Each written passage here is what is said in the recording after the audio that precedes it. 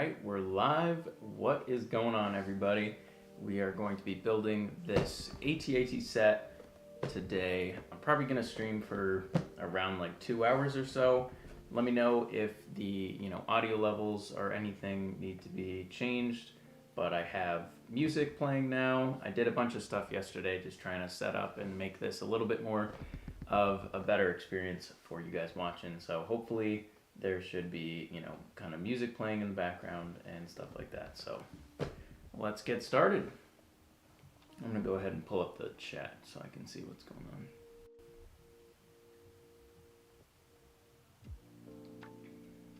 Alright. So this is a pretty big set, as you can tell. It is the AT-AT. I did a quick video on this thing yesterday, and so wasn't really expecting a huge turnout or anything like that, but thought I may as well do a little, teaser or whatever you want to call it. But we'll get this thing going right now. Let's just pop this baby open.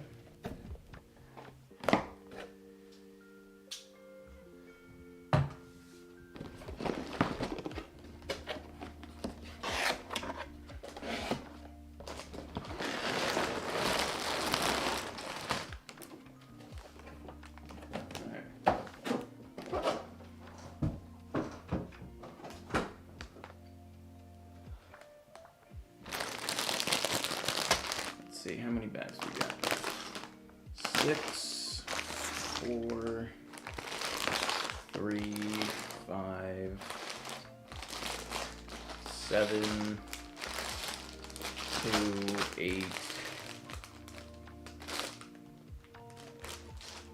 Is there a 1? Oh, this is 1. Okay. That's cool. Guess they wanted to protect the instruction manuals. I don't know if I've seen that before, but alright. I guess we'll just kind of organize this thing.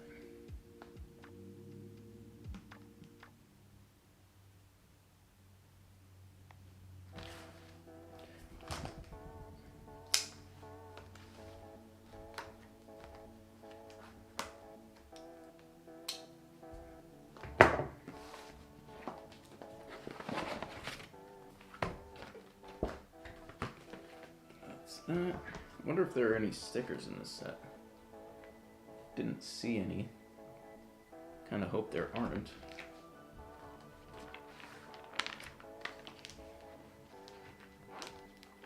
Alright, yeah, so there's 8 bags. Get started, I guess. I'm gonna organize these.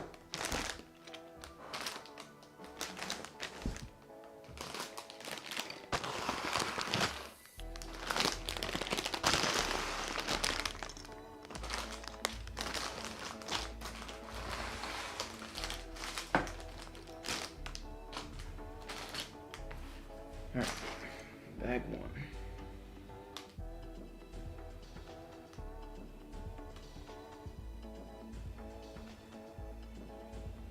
I'm just gonna double check what this thing sounds like.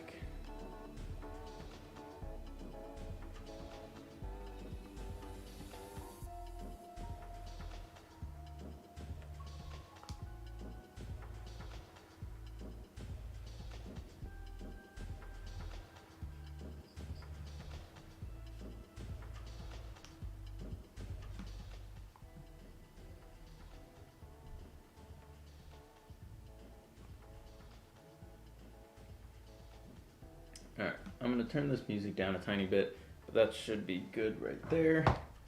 So I'll go ahead and get started.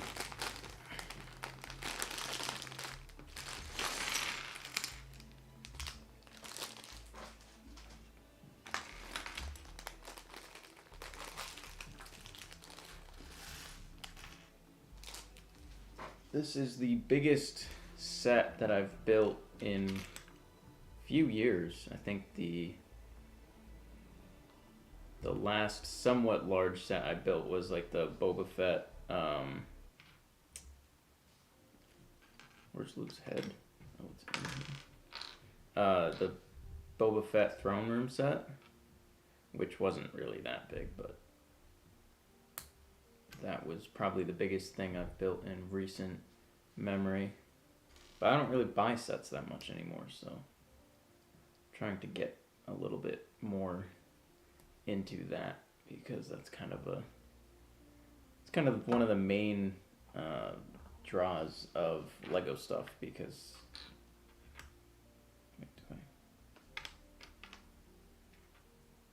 oh, they come with different heads. That's interesting. Hey, what's going on, guys? How we doing? Yeah. Yeah, anyway, so I haven't really built many sets because usually I only really get them for figures. And then even at that point, usually I'll just buy the figures off of Bricklink because I don't really feel like paying, $60 or whatever just to get 3 figures or, whatever the price point may be. But yeah, I'm going to try and keep doing this a little bit because it's kind of important to, stay involved with everything like that. So yeah.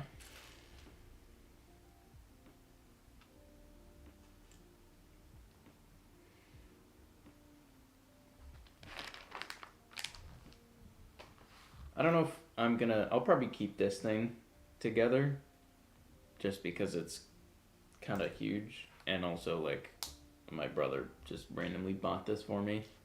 But like the small builds like the E-Web thing and the speeder bike, I have better versions. I should build my white speeder bikes, but I have better versions of these than the ones that Lego puts in their sets.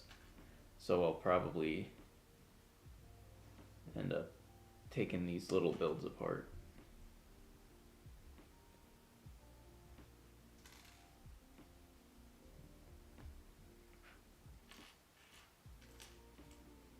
This is just, it's a cool usage of pieces for this, the E-Web, but it's just kind of weird. Like, I don't know. It's huge. Like the legs don't look like that. The legs don't look like that, and then the barrel is so weirdly skinny. So I don't know. I'll probably end up, building my own if I really care enough to have an E-Web, but can't expect too much from Lego these days. All right, speeder bike.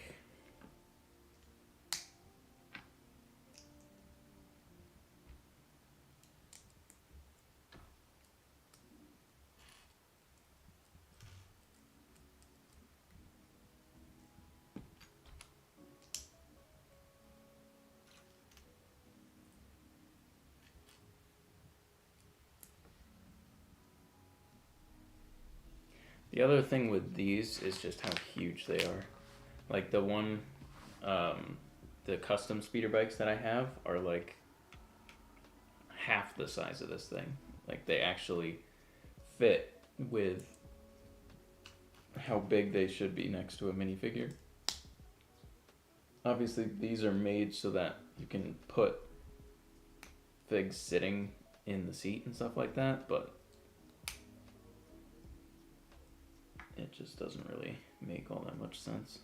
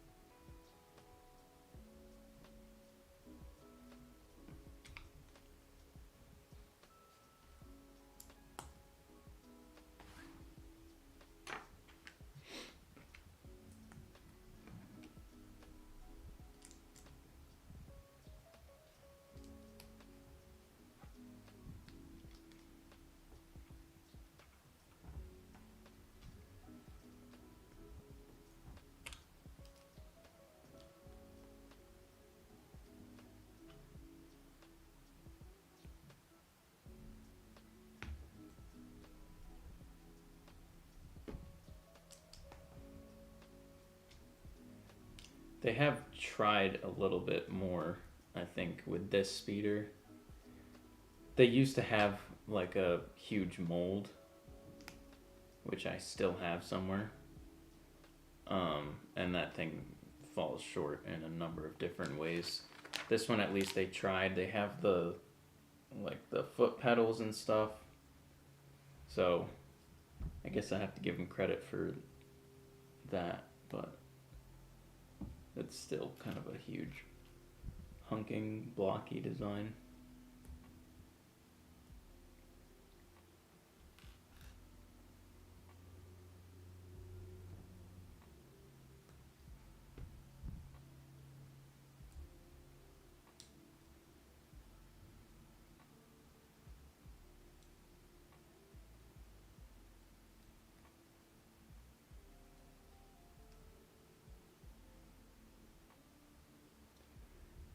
Almost done with this thing. I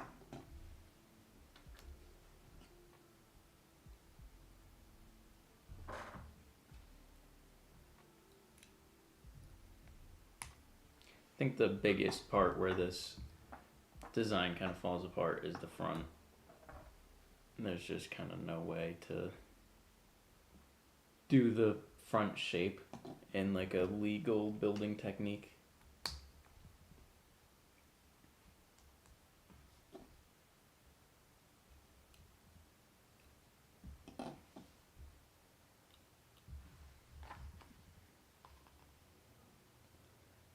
I think that's it. To give you 2 thermal detonators, which is kind of cool though. Well, that's the speeder bike. Kind of huge, but you know.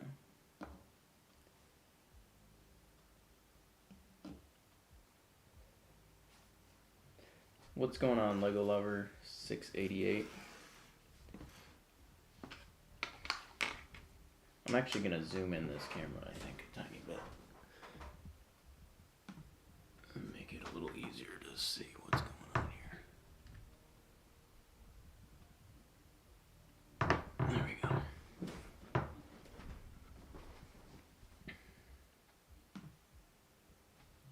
Alright, on to the second bag.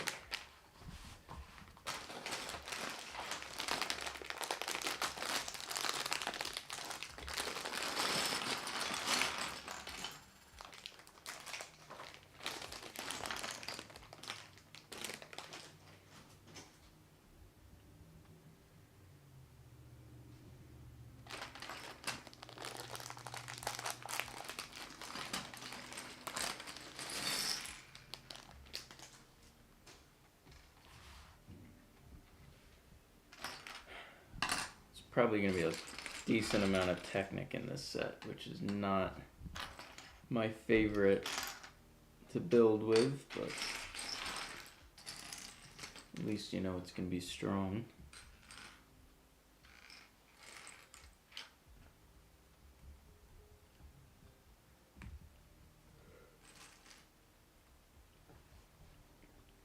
As a test, can you drop a minifigure off the table to see what happens to it? What? What do you mean drop it off the table? Just like that? What do you mean?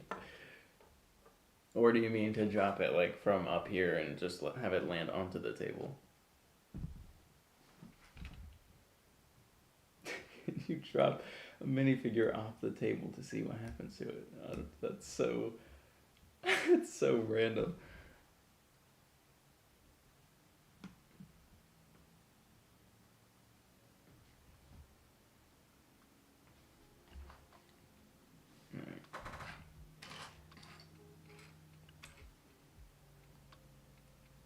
Right. Yes.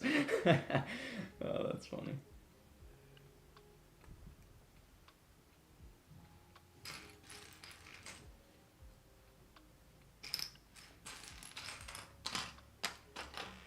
So, what's been going on for you guys? You just killed my boy. Yeah, well, he's expendable, as all the stormtroopers are.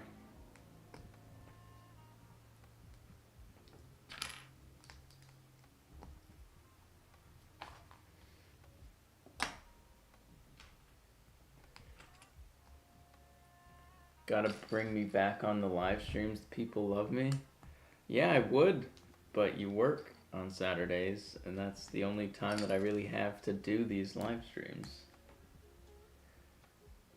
Insert stormtrooper hitting head here. You know what's funny, actually? This is kind of not even barely related, but I was thinking of the Death Star yesterday, which is obviously where the stormtrooper hits his head when they're walking through the hallways and he just bumps his head on the door.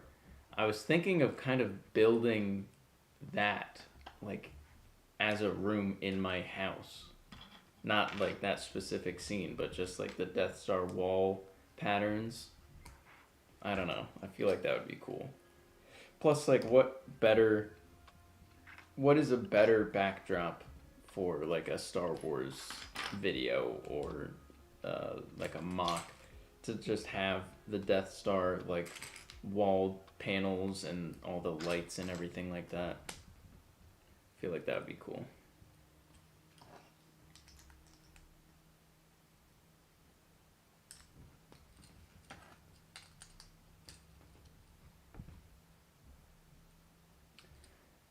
Do any of you like Jurassic World? Yeah, I thought that one was pretty good. The original Jurassic Park is obviously going to be my favorite probably forever. But I've seen all of them. I watched the second and third. Well, I watched all of the original 3 movies at my grandparents' house. And then I watched the Jurassic World, all of those when they came out.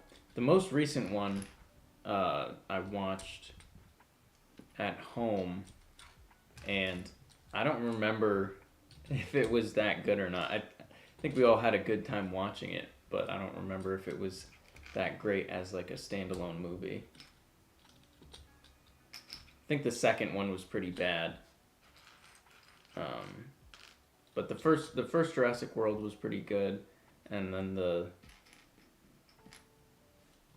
most recent one was fun, but I don't know if it was really all that great as a movie.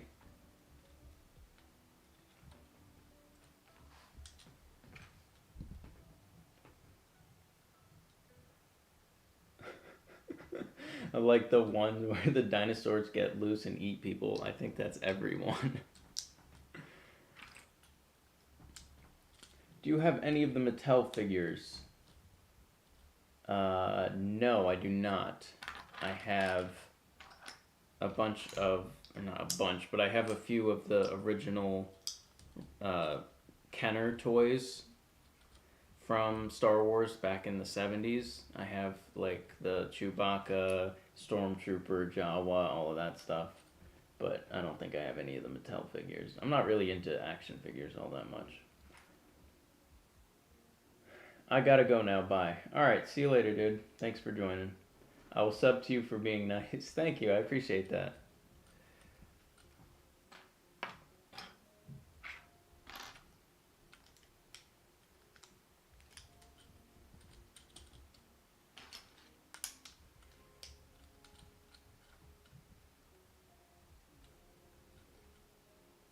Alrighty.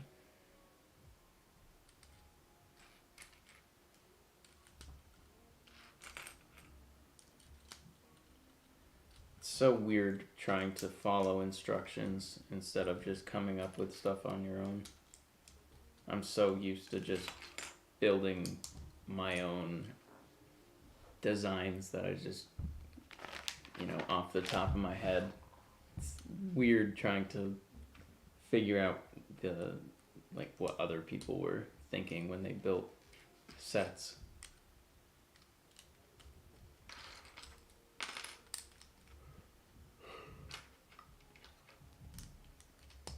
They also have to try and make everything sturdy. so that kids can play with them without them breaking, which I definitely do not do.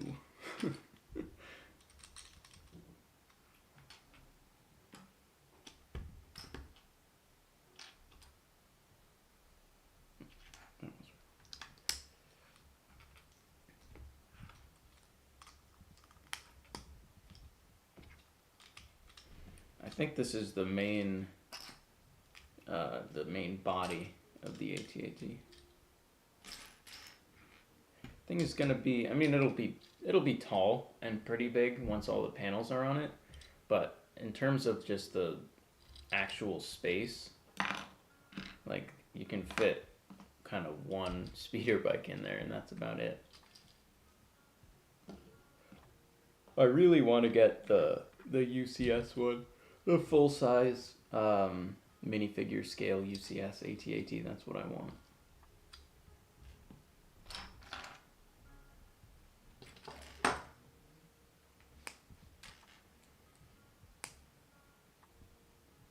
Yeah, what? There's ads on live streams? Well, there are ads. They have like mid rolls on anything that's over 8 minutes, I think. So live streams, they just chuck as many ads on there as they can.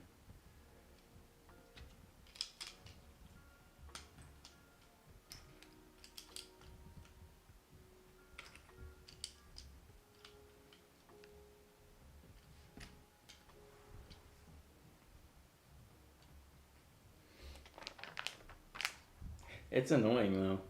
I definitely can agree with that. You'll just be watching a live stream and then it's like an ad for Temu and then you just like, I'm trying to watch something here.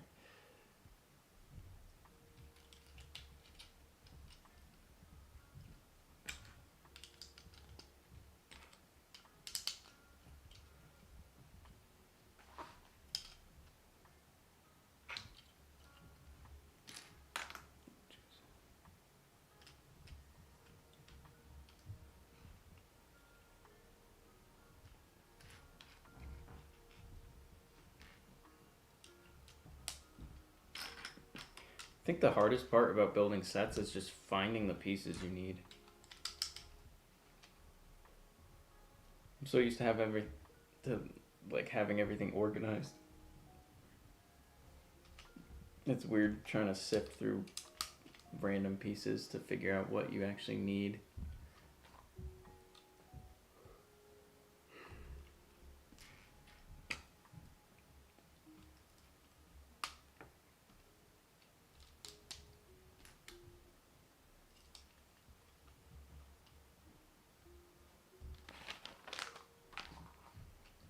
Alright, now we're on to these weird things.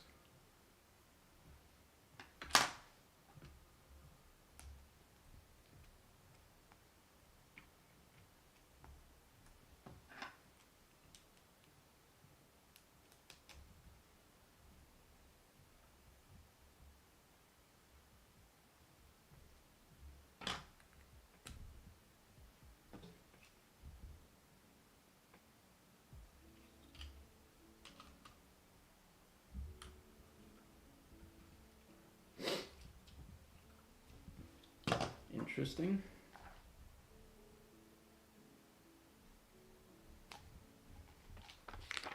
Did I miss stuff? Oh, I did miss. I skipped pages.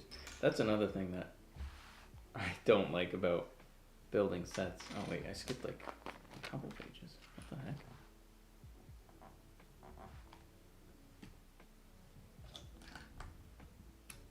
If you miss steps, then you have to try and go back to figure out where you missed the step.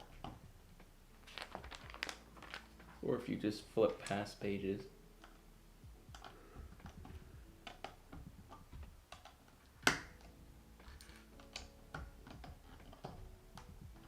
Alright, that makes a little more sense.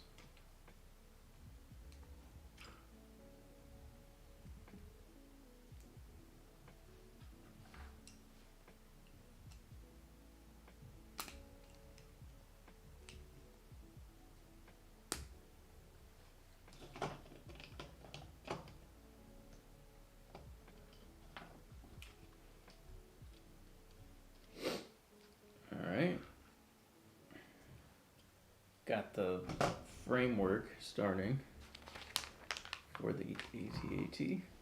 That's where I was. Okay. Now we're back on track. There it is.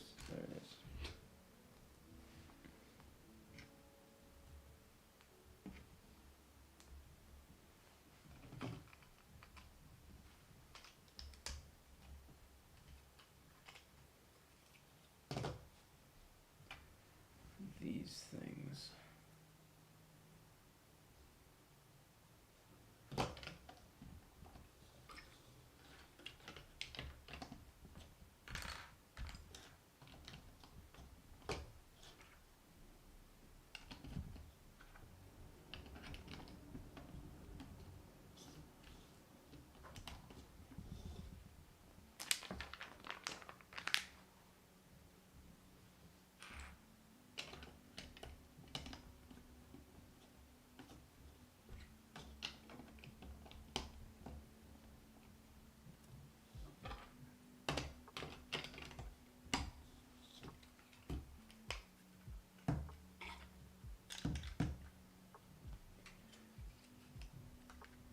Thing's got like wheel arches for some reason on the middle of it.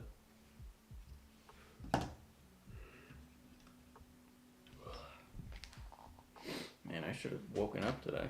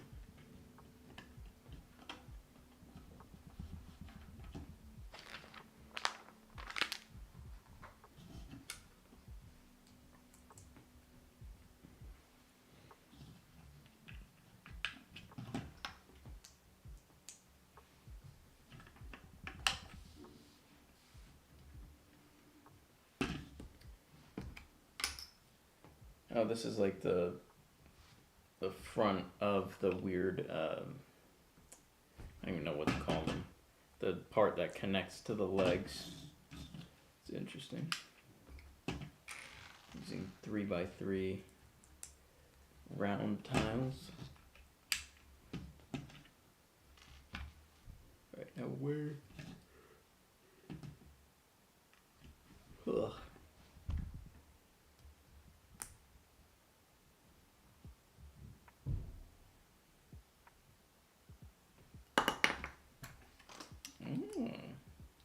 That's nifty.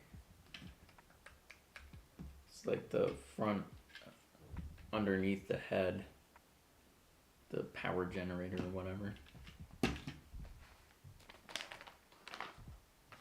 Alright, done. Did I knew it. I always miss steps every time. You'd think somebody that does Lego almost every day would be able to follow a set of instructions. But give us Lego ASMR. I can crinkle the bag really loudly. Probably a horrible idea.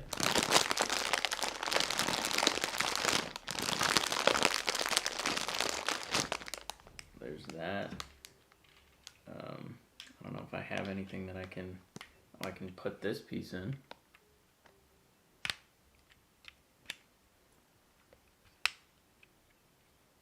I don't have much else.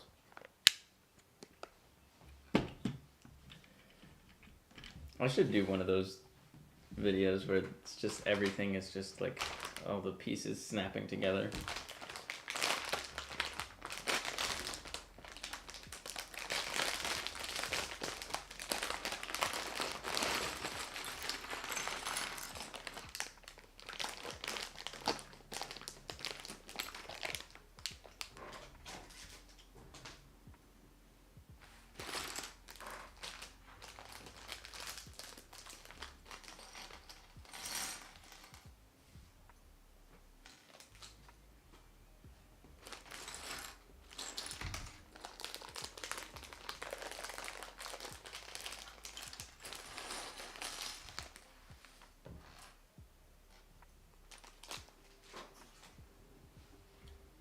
sounds like back cracking. Oh, the pieces going in. It is pretty satisfying, the Technic pieces. I like the snap with those. There isn't much else that I have on here that I can attach though.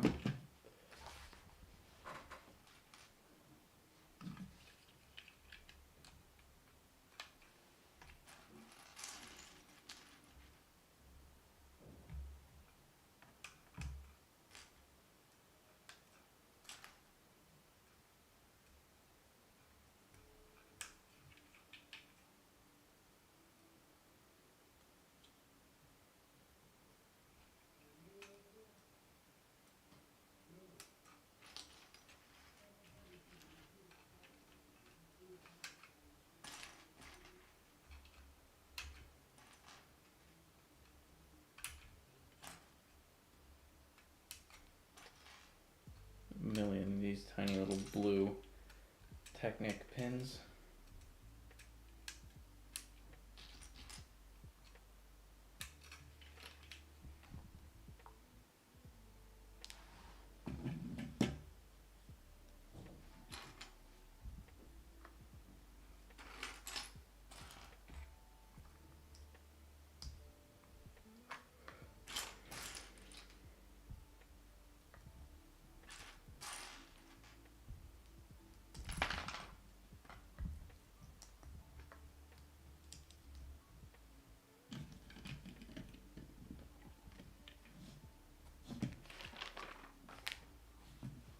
Finally, we get some sand blue. These chairs are so nice in sand blue.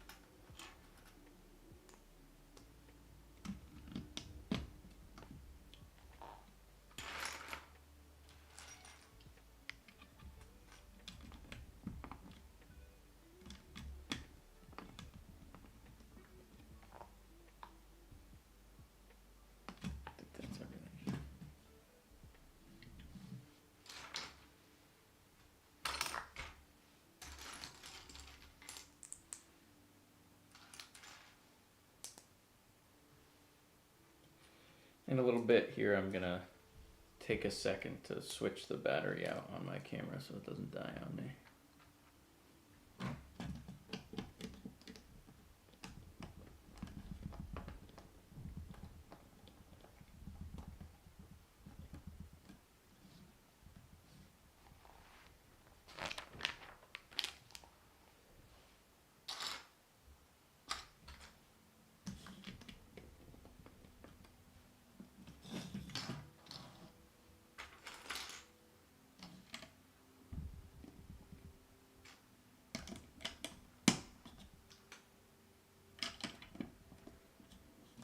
Look at those chairs. Such a nice color.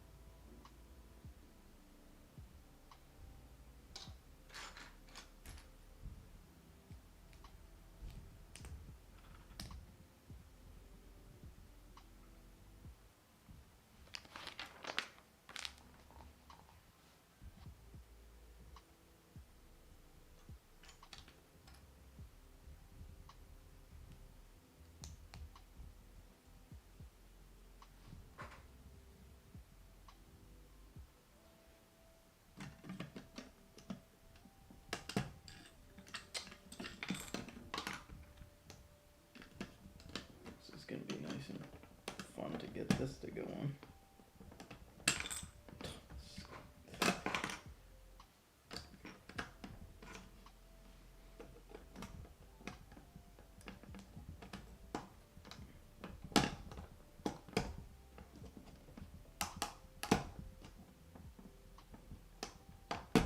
There we go.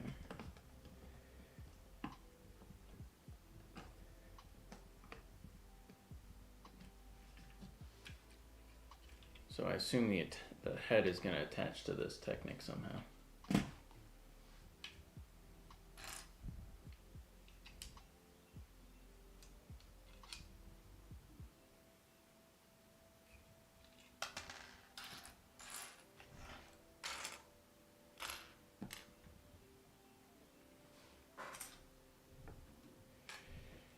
Never been a fan of Technic, honestly. It's like, it's way stronger than the regular, like system pieces. But I've just never been a fan.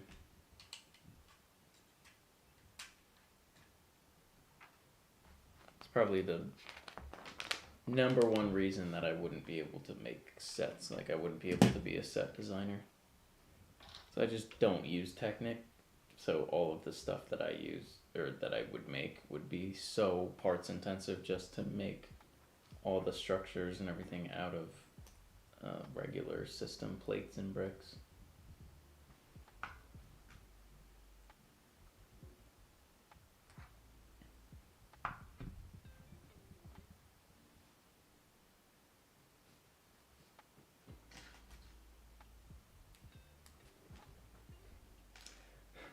Piece was running away. I wanted to get out of there.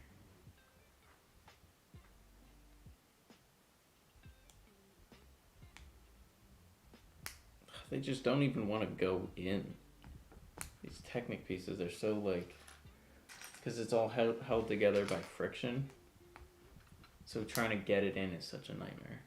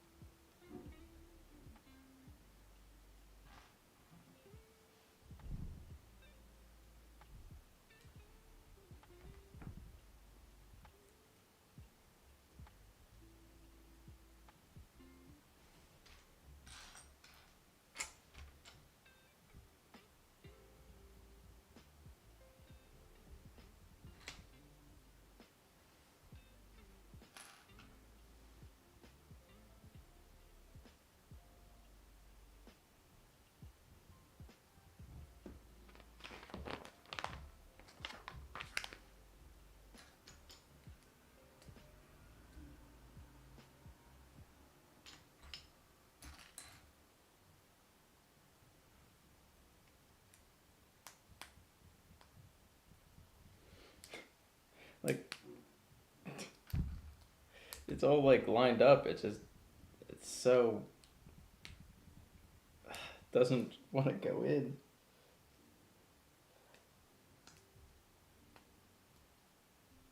This is where I get frustrated with Technic.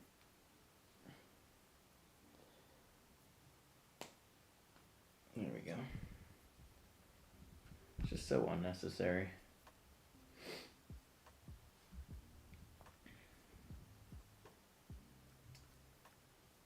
Hey G-Bricks, what's going on? I'm doing pretty well. How are you? Good, tired. How are you? Pretty good. Just got back from work. I'm at work. Yeah, today and tomorrow are my 2 days off for the week. So I'm doing some building. Just trying to enjoy some time off from work. I'm actually gonna change the camera battery so it doesn't die on me. Hey Mozmock. Alright, give me like 2 minutes or so.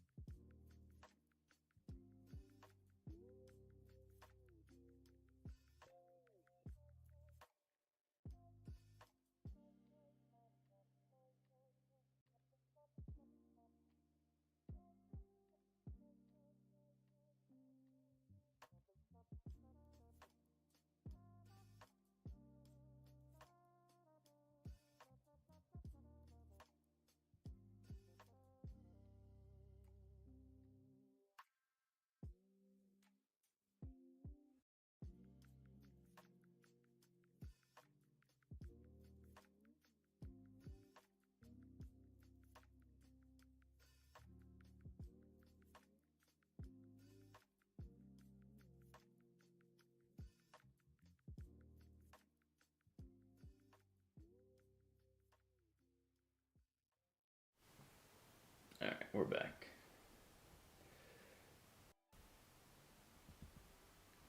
Maul's one of my favorite characters. Yes, me too. He's probably my second favorite character. Either that or my top.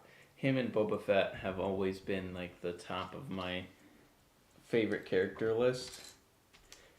And at this point, they've done so much more with Maul's character than they have with Boba's that Maul might have just taken the first place spot away from Boba. But growing up, it was always Boba Fett because he was just the coolest looking guy.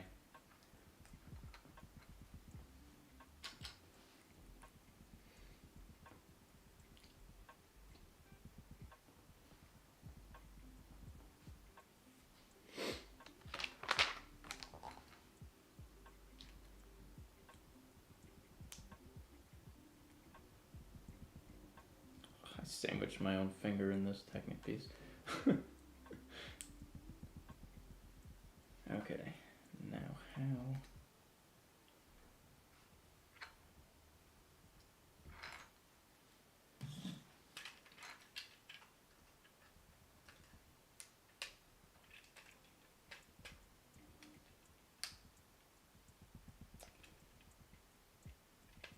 There we go. Look at how much stuff there is just to make this neck move. All of that Technic just to make this swivel back and forth. I mean, I guess it's cool because like you pull it to the side and it snaps back to center. But I don't really even know why why is that a feature that you need? Like, don't you want to be able to have the head turned? Like, I don't know, but interesting. Maul is Candlestick's favorite character. Yes, that is true.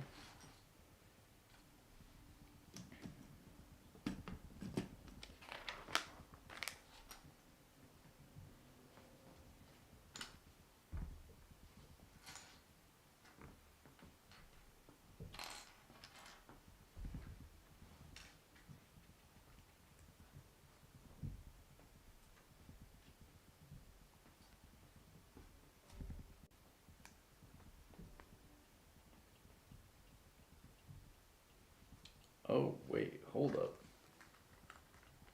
There's a string in here? What? I have to wind up this string gear? That's interesting. Huh. Let's see, what is it want me to do? Yeah, but it wants me to make a knot? How small do you think my fingers are?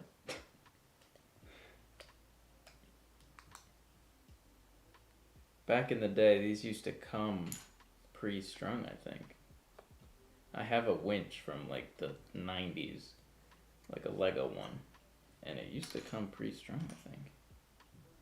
How in the world does it want me to do this?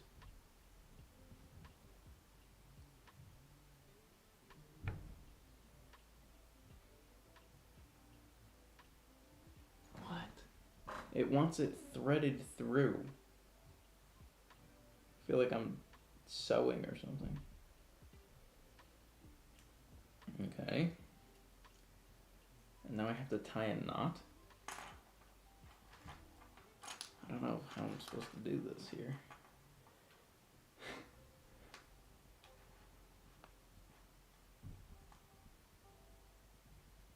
What if my knot isn't big enough? Okay, well I got a knot. And it just comes right through.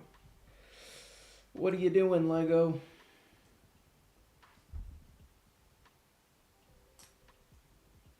This might be my new least favorite thing to do in Lego. Like the instructions, I don't know if I've ever had...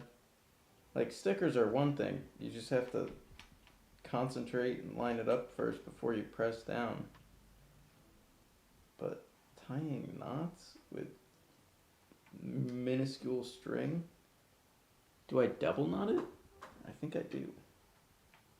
I don't know if I have enough space to do this.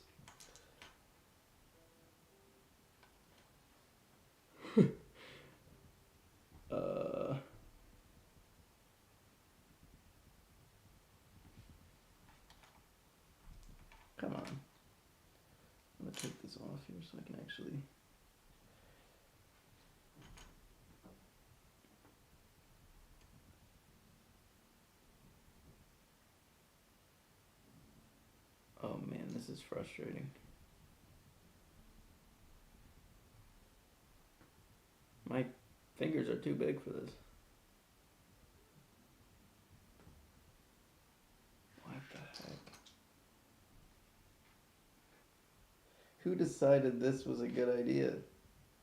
It's not even just tying the knot with small string, it's trying to tie it around this round object that keeps rolling all over the place.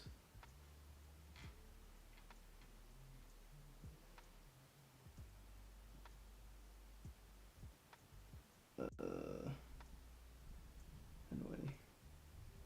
do I do this?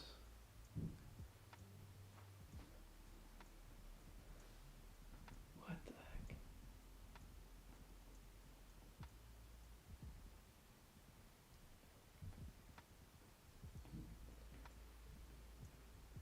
Man, this is like actually really starting to get to me here. What the heck? Why would they do this? I'm gonna have to make this such a... And it's not like they give you a diagram on how they want the knot tied. So I'm just guessing.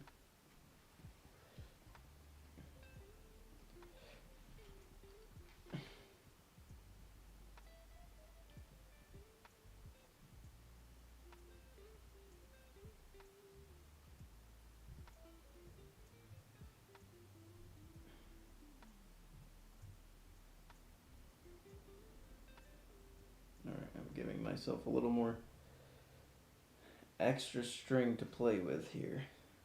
See if I can thread it through. Oh, there we go. Alright, I got it. That is the dumbest thing I've ever seen from a Lego set. Why did they think that that was a good idea? You have to sit here like trying to tie this tiny little string together. That's a new... It's definitely a new one for me, anyway. Alright, now let's put this thing back on here. Probably tell it's my favorite character too. He is an amazing character. Yes, he is. Alright, now which way does this go? Like that, okay. Now I have to also try to not cross-wind this.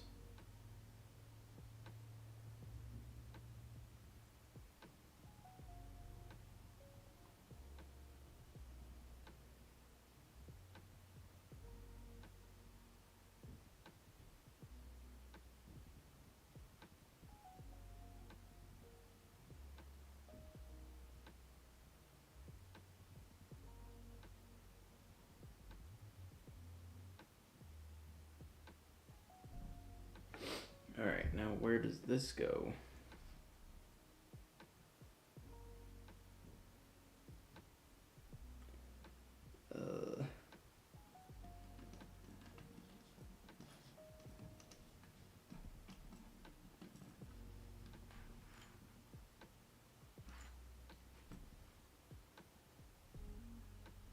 What?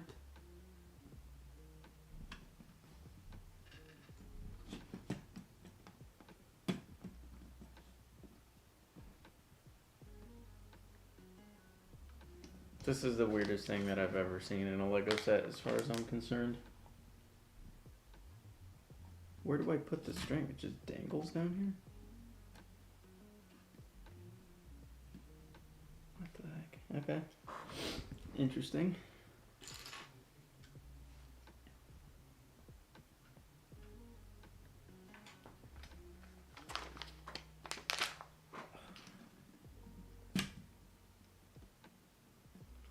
Anybody got vacations coming up?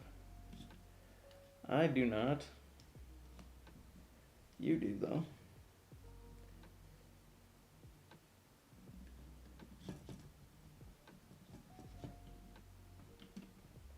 Okay, let's try and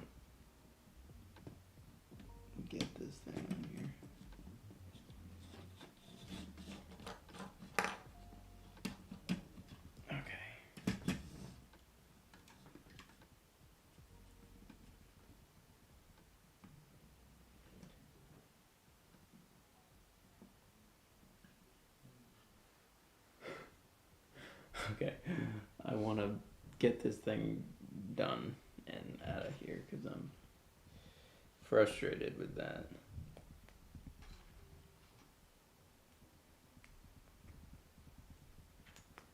I don't know why they would have done that. Like, it's supposed to be a relaxing process. Oh, do I push this across here? No. Put a worm gear. Then I push that across. Okay, well, I have a gear now. So that's interesting. I mean, I assume that has something to do with Luke's hanging feature or something, so you can kind of winch him up into the ship. But I can't say I'm a huge fan of that. Alright, now where's this piece?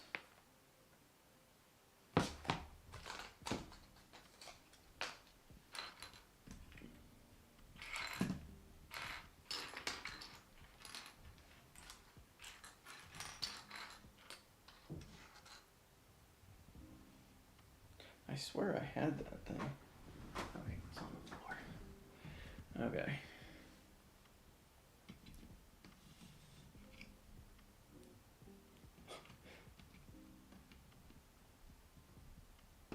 I feel like whoever designed the set just built the thing and then had to try to go back to explain how, and that must have been a nightmare.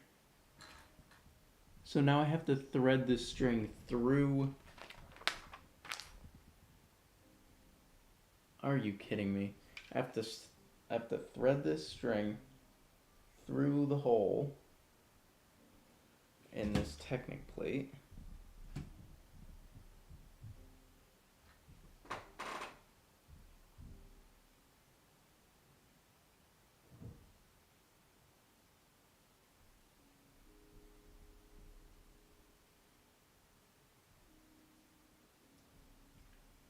And get it to come out.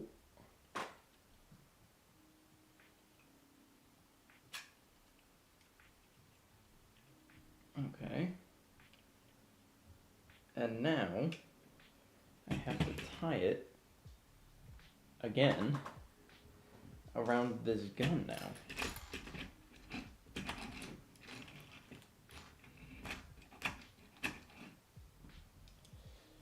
Oof. This is definitely my least favorite Lego building step that I've come across.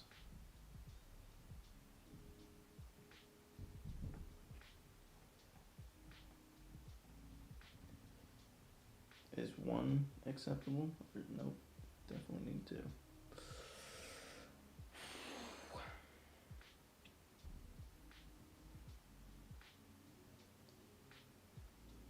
I'm surprised they let this go through and didn't just use the pre-existing rope that comes with the stud already on it. Now they make you tie it around other pieces,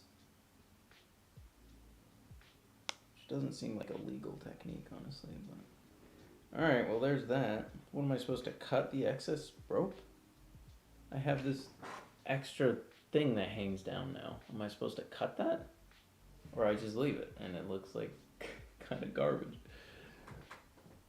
But I guess the point is so you can winch up Luke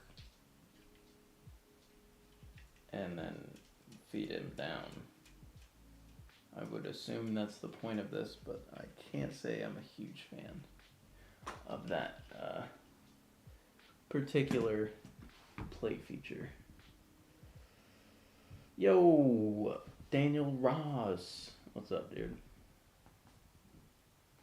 Alright, hopefully that's the last string thing in this set, because that was so unnecessary.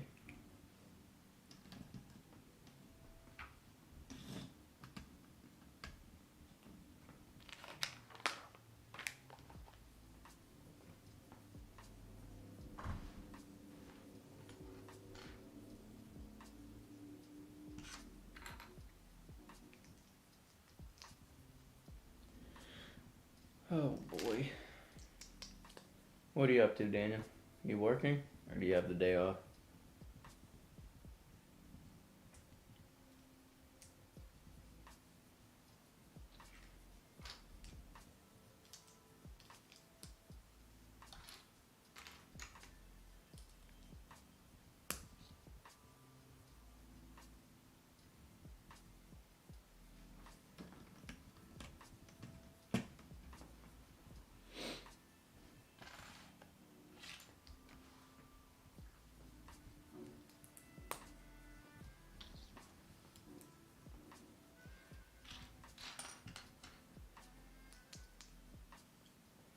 No work on weekends? Oh, that's cool.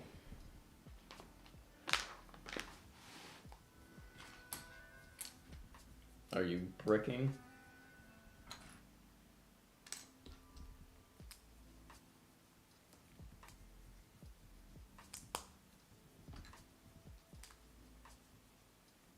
Okay, yeah, so this is gonna be that part of the AT-AT.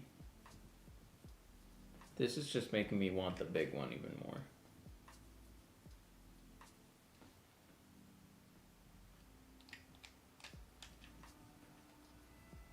Ooh, that's satisfying. I like that. That fits on flush right here. I like, it's nice. School. Oh, I see.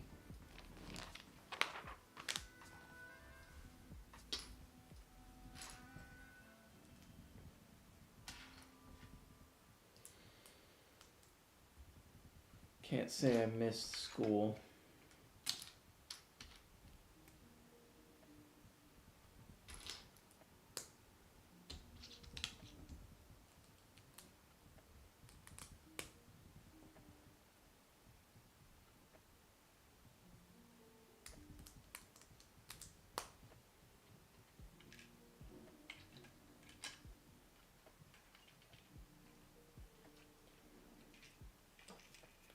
That's starting to look like the bottom of an AT-AT. That's cool.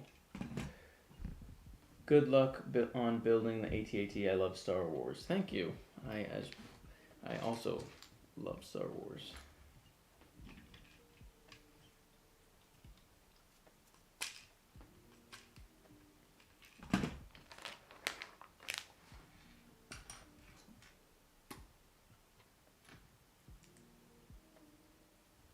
I'm actually thinking of going through and putting back together a bunch of my old sets, because I have a bunch of the old Star Wars sets. Like I have I don't know if it's complete because I got it from a friend of mine, like his just unsorted collection.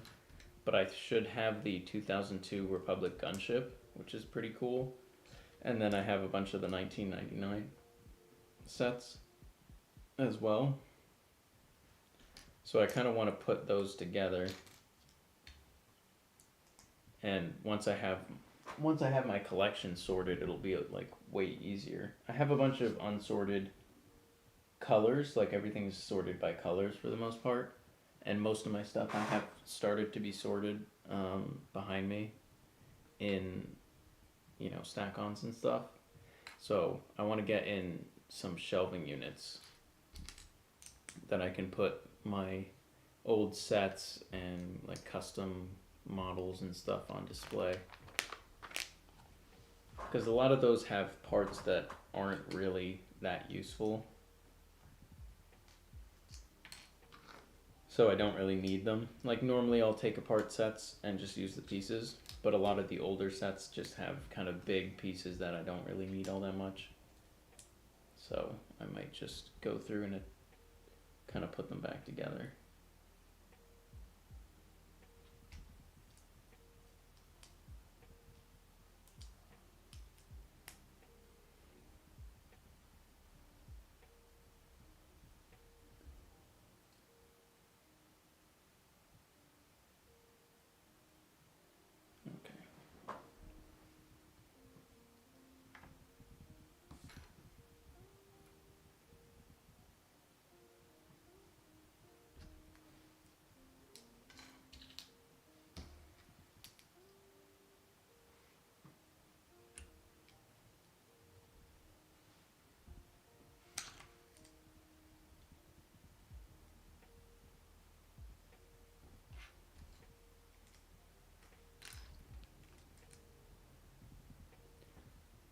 This is actually pretty well thought out, a lot of this set, which is kind of nice.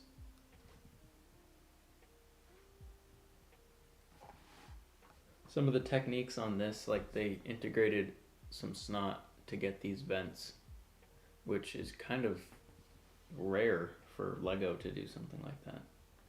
They don't really seem to do much snot building.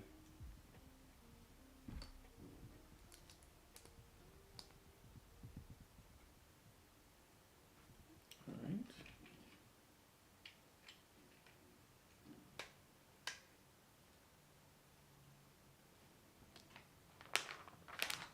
Did I put that on there? Yes. See, that's cool. Like it has this hinged. I don't know if I can really even show that, but it has this hinged in there, which is really nice. I'm actually getting more and more excited to finish this thing and see what it actually turns out to look like at the end. I think that's also why I've been buying more sets and have just been excited about getting sets recently, because at this point the techniques that Lego uses is they're starting to catch up a little bit to what MOCs and custom builders use. I totally skipped more steps, didn't I? No, I didn't. Wait, did I? Yeah, I did. Totally.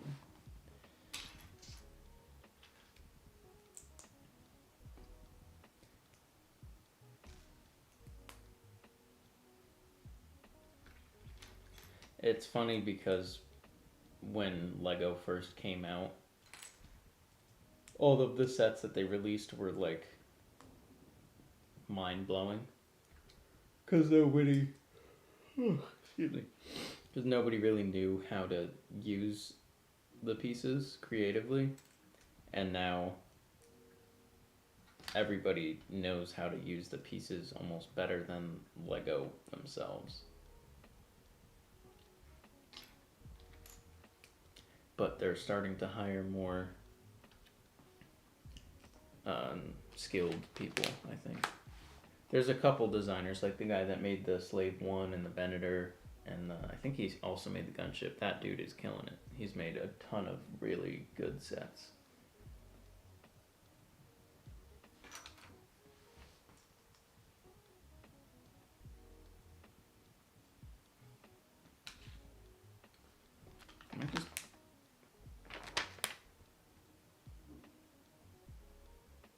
I'm just building the same exact thing that I just built, aren't I?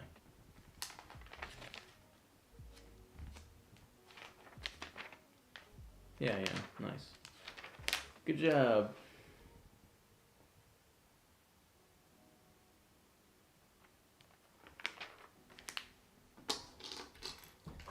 Get some water.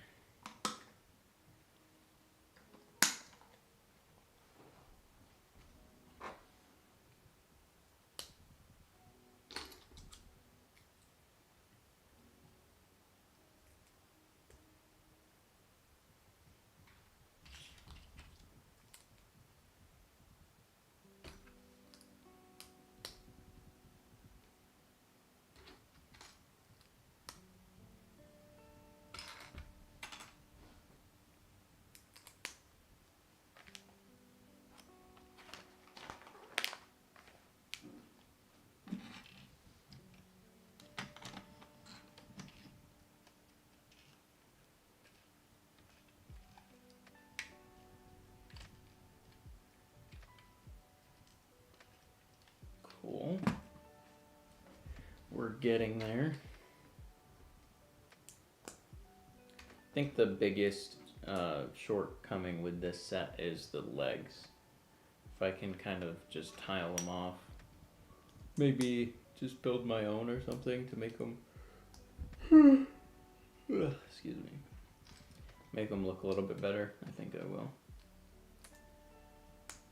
But the rest of the techniques on this so far have been actually pretty good. I'm pleasantly surprised.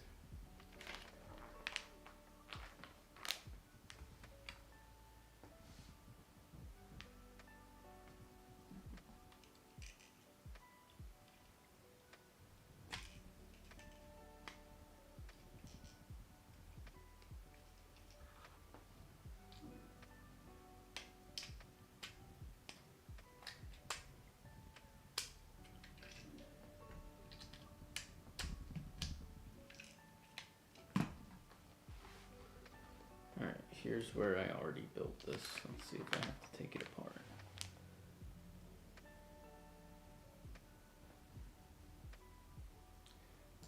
Probably.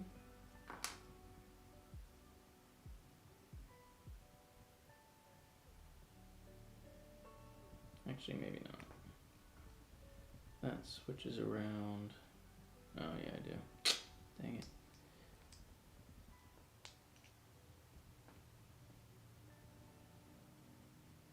Yeah, okay.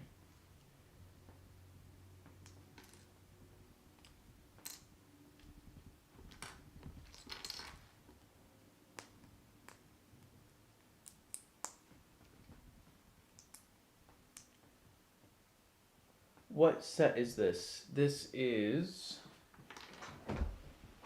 75288, the big AT-AT. Or not the big one. It is a big one, but it's not the like the Ultimate Collector Series one. It's the playset AT-AT.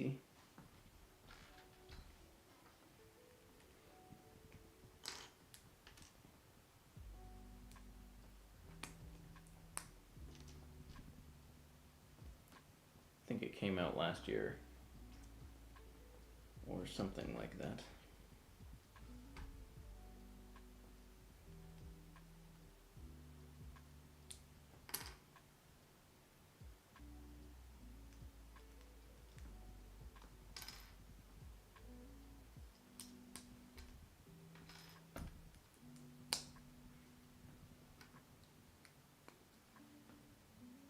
Alright, now we're back on track.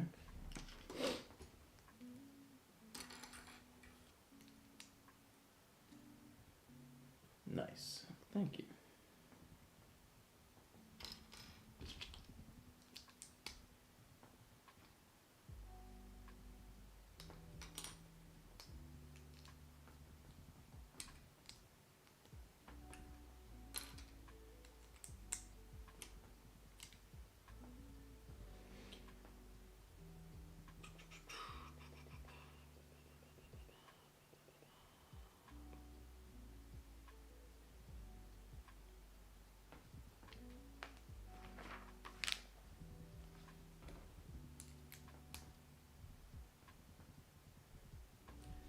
Okay, now this goes on here. These should be extra pieces.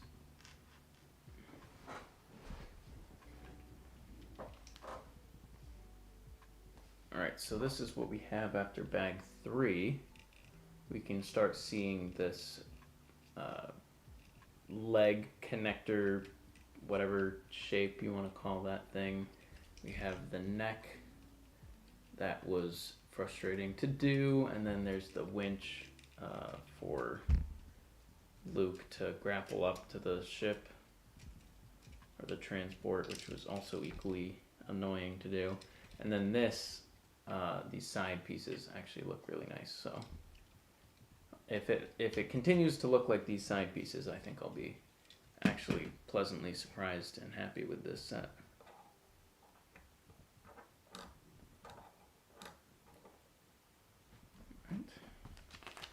On to bag 4.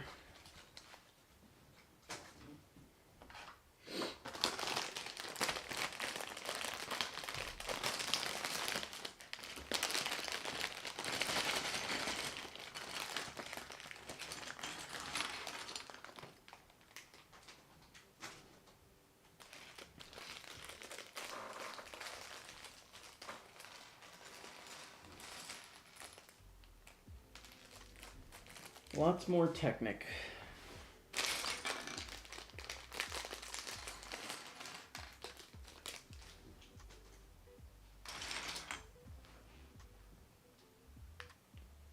Okay, so take this.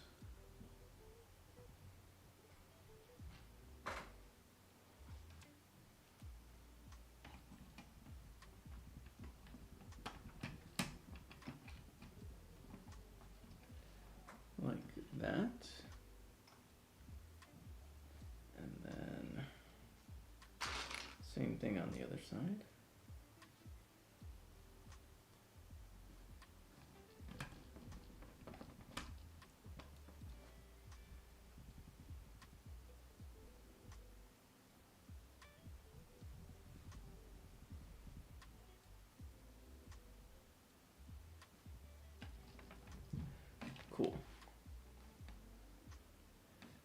the other sides of those. Alright, this one. And this one. This is the doors, I assume, the part that will lift up to get access into the transport.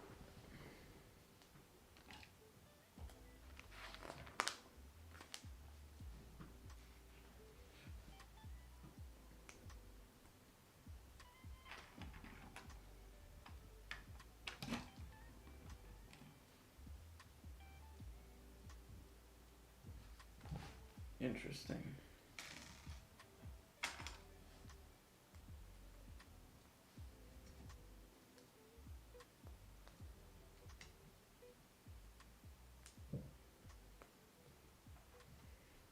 This goes on here.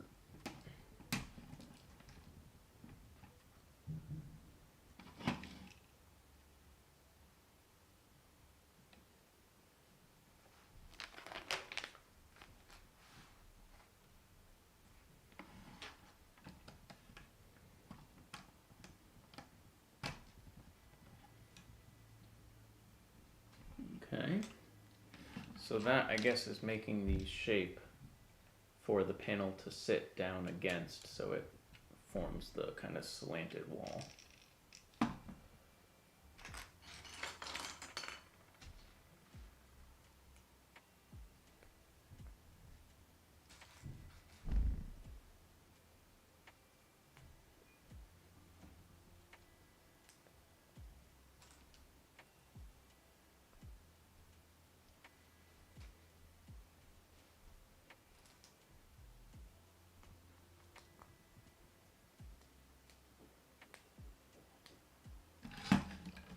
This one goes on this side,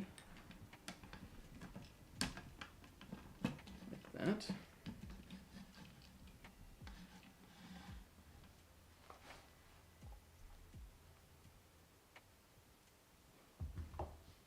Let's see what this looks like. New York Presbyterian is the largest transplant program in the nation. We've done over 18,000 transplants, have the largest living donor program, and have the most diverse group of transplant recipients in the U.S. So more people can stay amazing.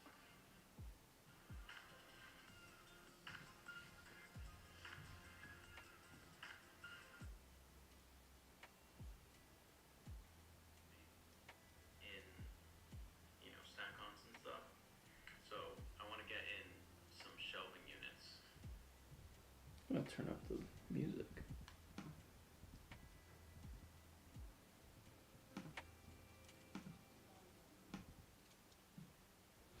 See what that's like.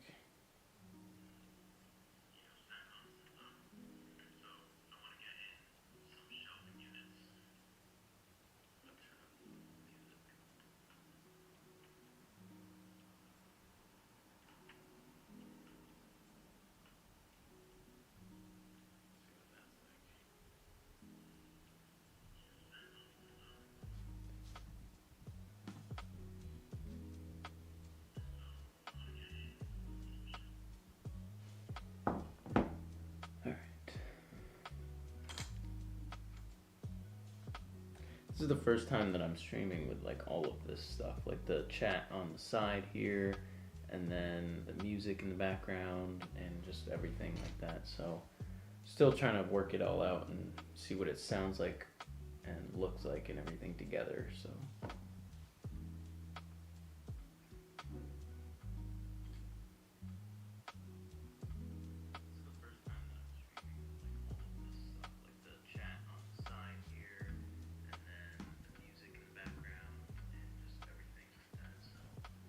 Alright, that should be good.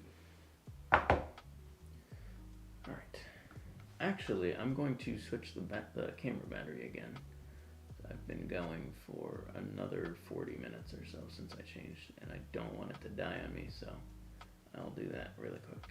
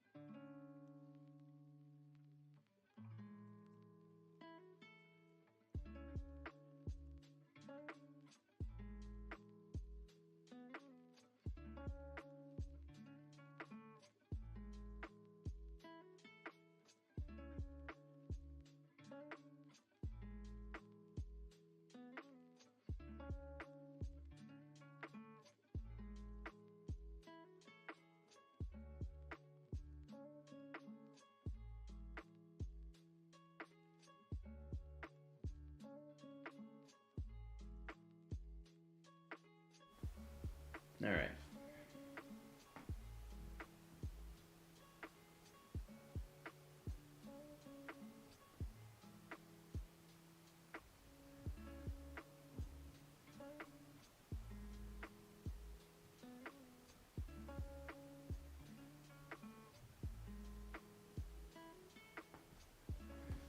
Cool.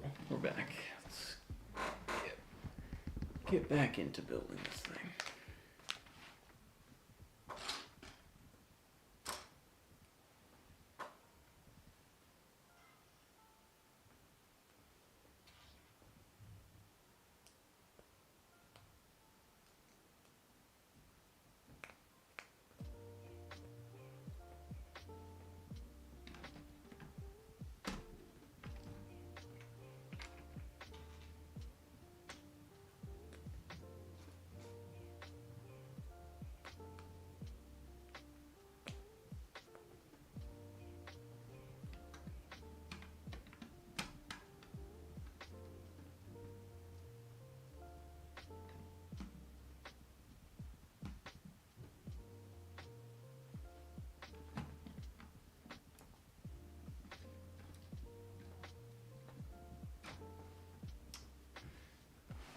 Okay.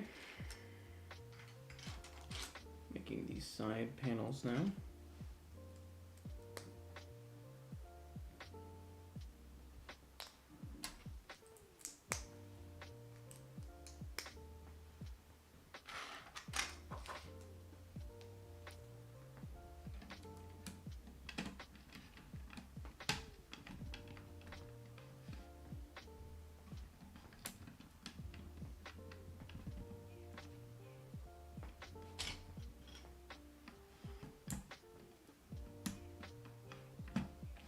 I think that's how it goes, but I'm not sure. I'll have to see when I kind of get back there.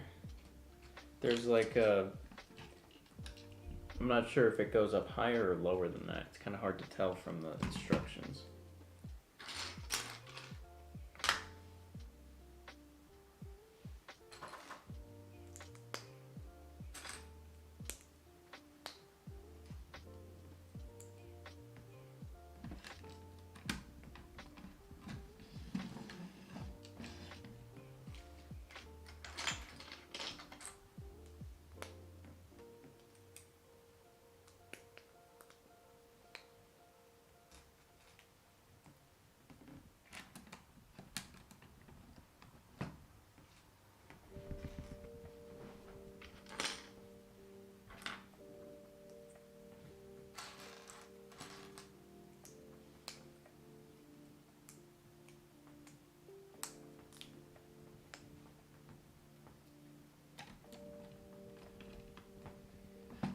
Cool. That's parts done.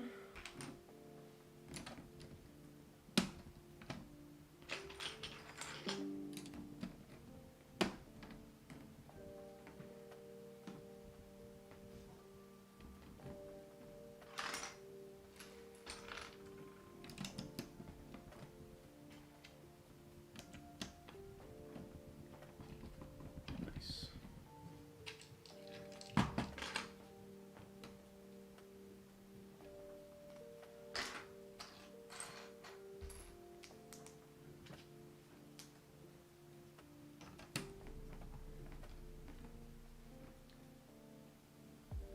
Okay, so these do go up higher. That's what I thought originally, but it's kind of hard to tell from the instructions because they don't give you like a flat view. They just give you their angle, which is kind of looking down at like a 3/4. So then it's kind of hard to gauge where this is supposed to sit.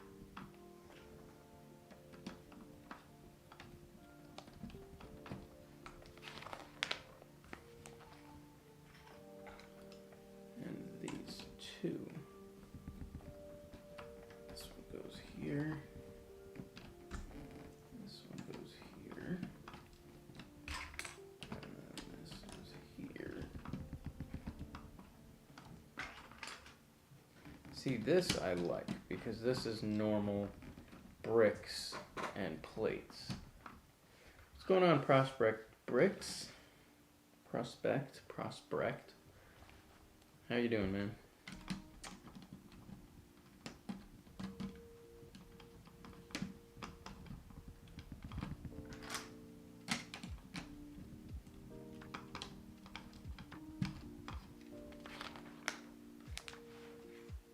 Now we're on to the side panels, I believe.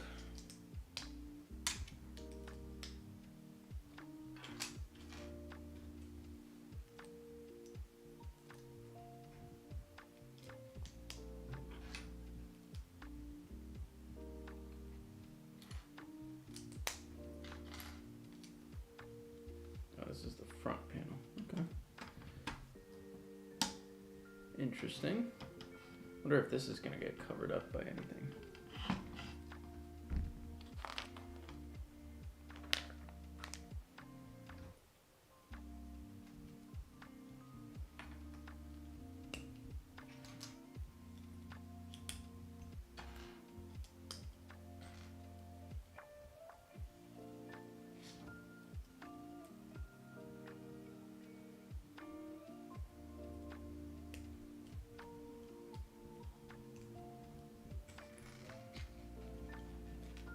I lost a piece.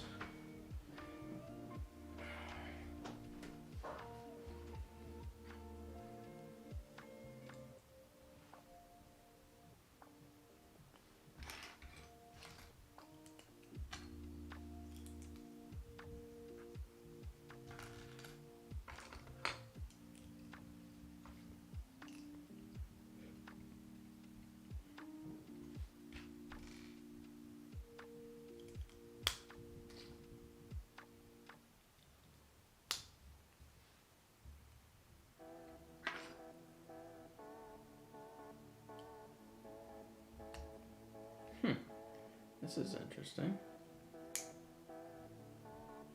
I wonder what this is. Unless this is going to be the neck somehow.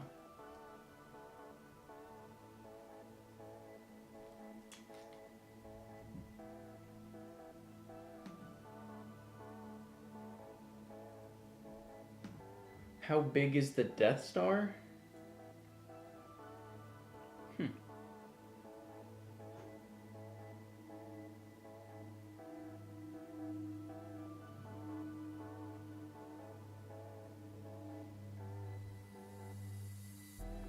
Messages are being retracted, which is interesting. Really excited for the Citadel mock. Just started working on Death Star with some of my friends.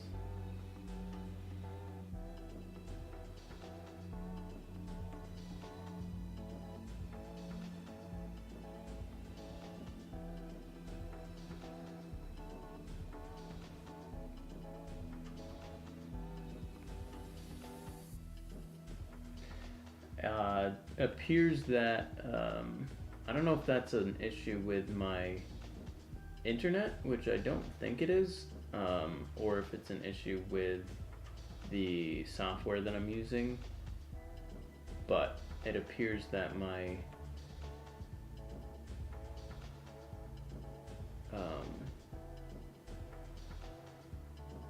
somehow the stream is like really jumping around, so I'm not sure about that, but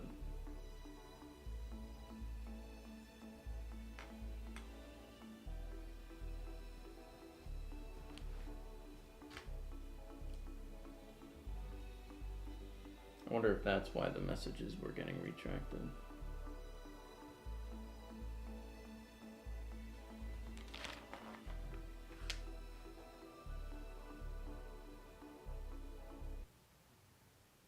Okay, there we go.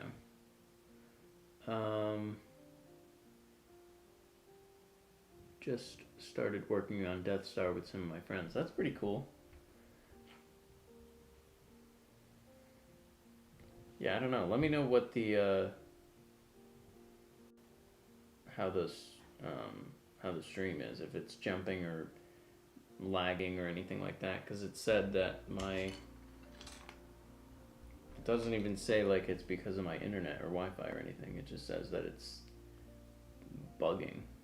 Wonder what the bit rate is, and if there's some way that I can turn it down somehow, but I don't know. I'll look into it after the stream is over.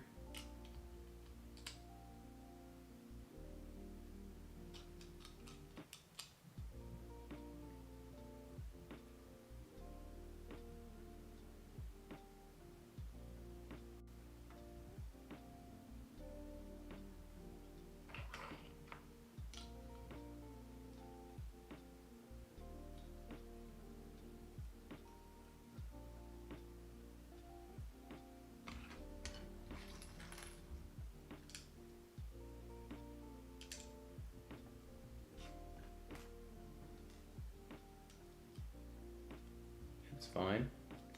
I don't know then. It gave me a message that basically said that it would be buffering. So I'm not sure.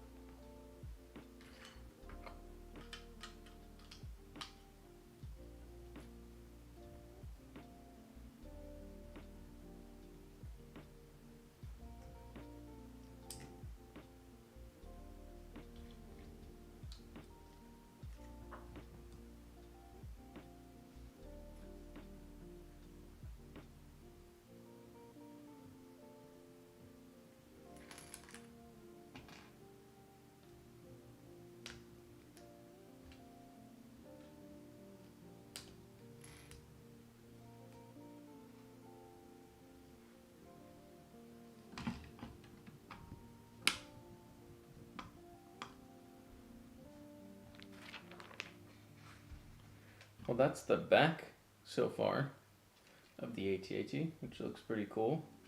Kind of wish there was a little bit more greebling. I almost like it better without this. There goes that. Almost like it would better without the tile. They could have added in some smaller pieces, but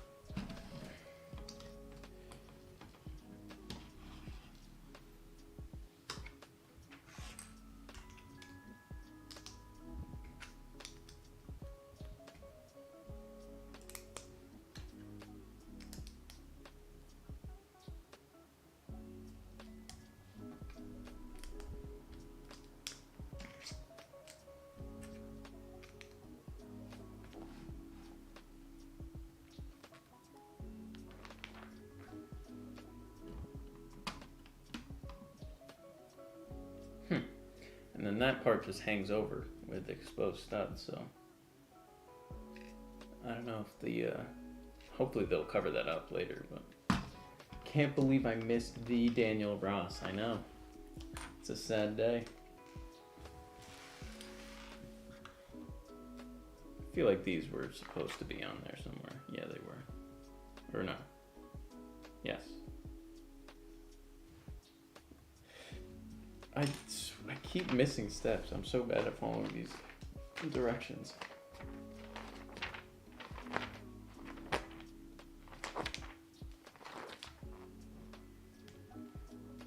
Oh, here we go.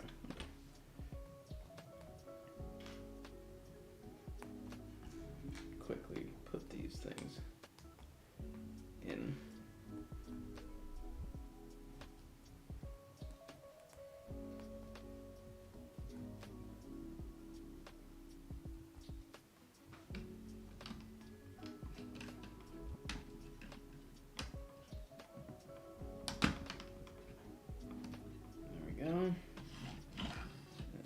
side.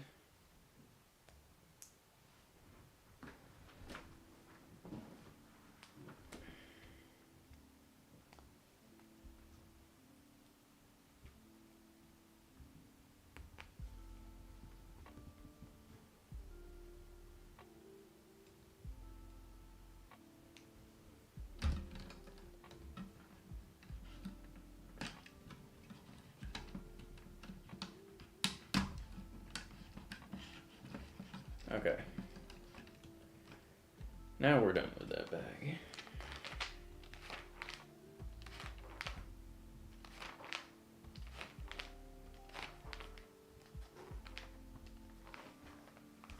Alright, on to bag 5. Had to do a client's hair. Can we get an update on the build? I missed like 30 minutes. Okay, so at this stage, we have kind of the framework taking shape of the AT-AT.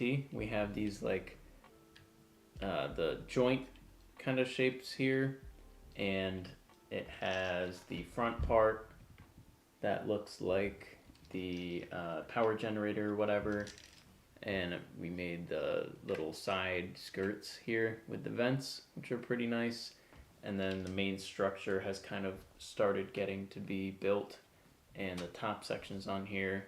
The back section has been started to be made, and these kind of top fin flap things. So that's the current status. It looks like bag 5 is going to finish all of the panels, which is kind of what I'm looking forward to right now. So that's the status of the AT-AT so far. Hey Tyler, what's going on, man? It's been a while.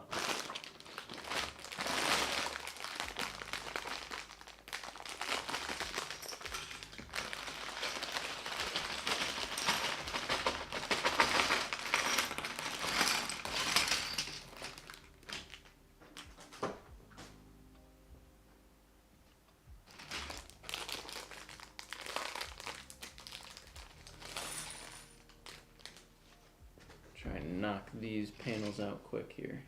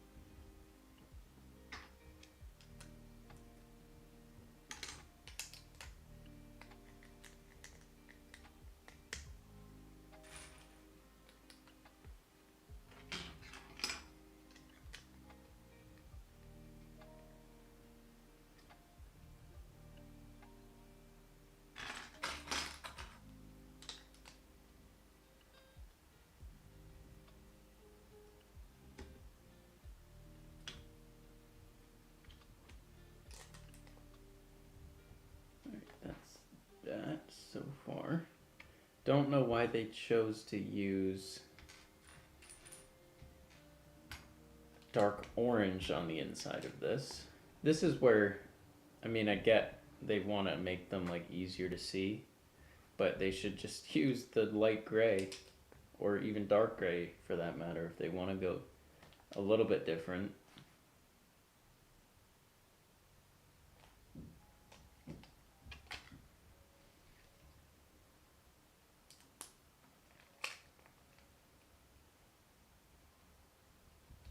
But then now on the inside of the AT-AT, there's a bunch of these dark orange pieces, which just throws off the overall look.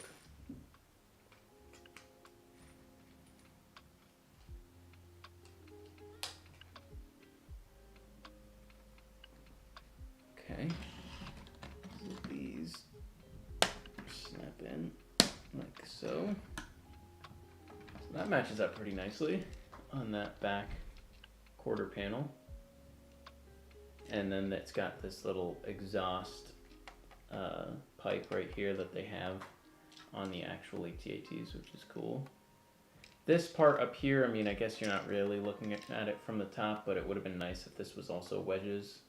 So this whole thing would have met together nicely, but you know.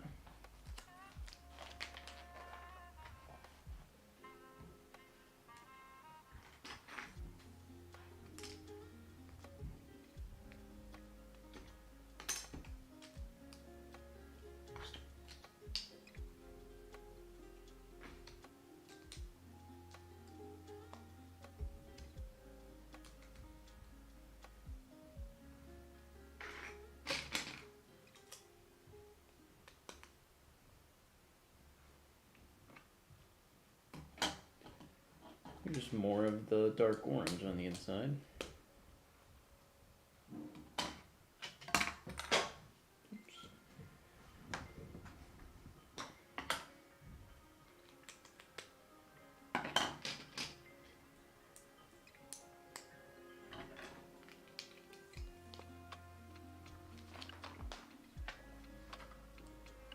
Now this one goes on the front.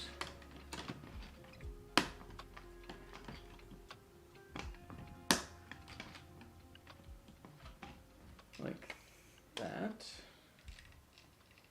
Looks pretty nice. I do wish that there was less studs. Like this is nice because they have this big panel here where there's just tile, but this whole thing is studs, so that kind of frustrates me a little bit. I wish they would have done some bigger tile pieces. I think when I finish this, I'll go through, try and clean up as many of the angles as I can, add in as many tiles as I can, just kind of clean up the overall look of the set, because I think the angles themselves are pretty nice, and the construction of it, like the sturdiness, is pretty good there too, but the aesthetic with so many studs on a very smooth vehicle, just kind of a little unfortunate.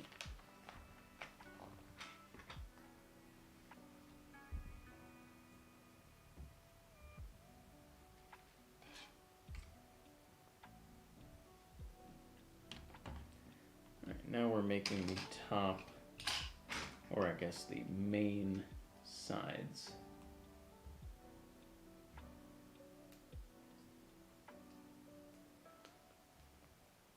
The garage doors, if you will.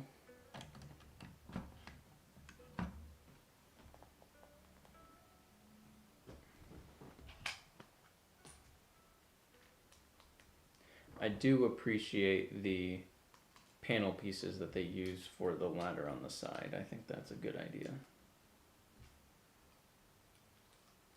It's a nice added detail.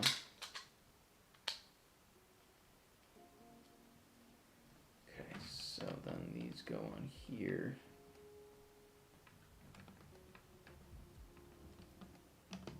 Like that.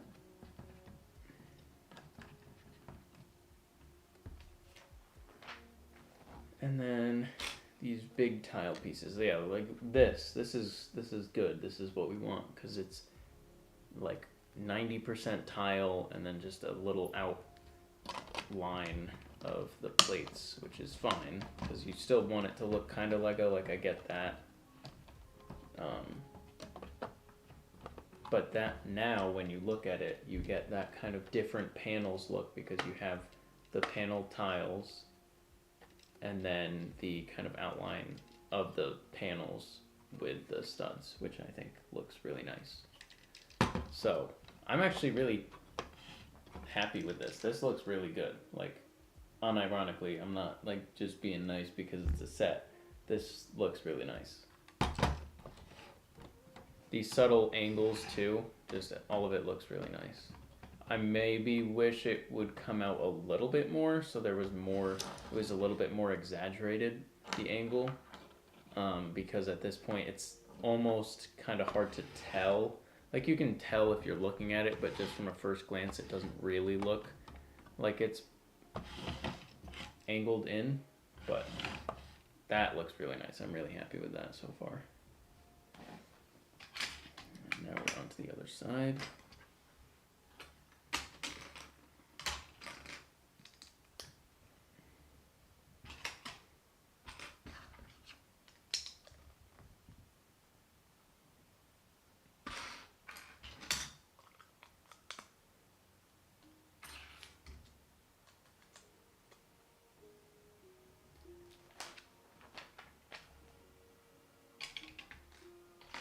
This is kind of the fun part of getting sets that you weren't planning on getting, because you can, like, I never would have gotten this AT-AT, because it's not a size that I can use in mocks, so that's kind of how I look at things, and I'm not really planning on doing anything with snowtroopers or anything like that, so it's just not something I would have gotten, but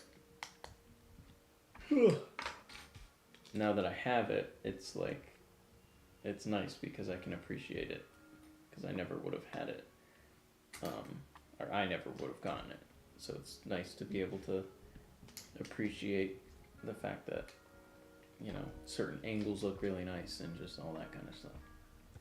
What is the next going to be, the next mock? I did a video yesterday where I kind of unboxed this thing. It was a little goof or gag or whatever, but I unboxed this thing and unboxed, and I announced the next project as the Citadel from Clone Wars. So that is the next project that I'm going to be working on.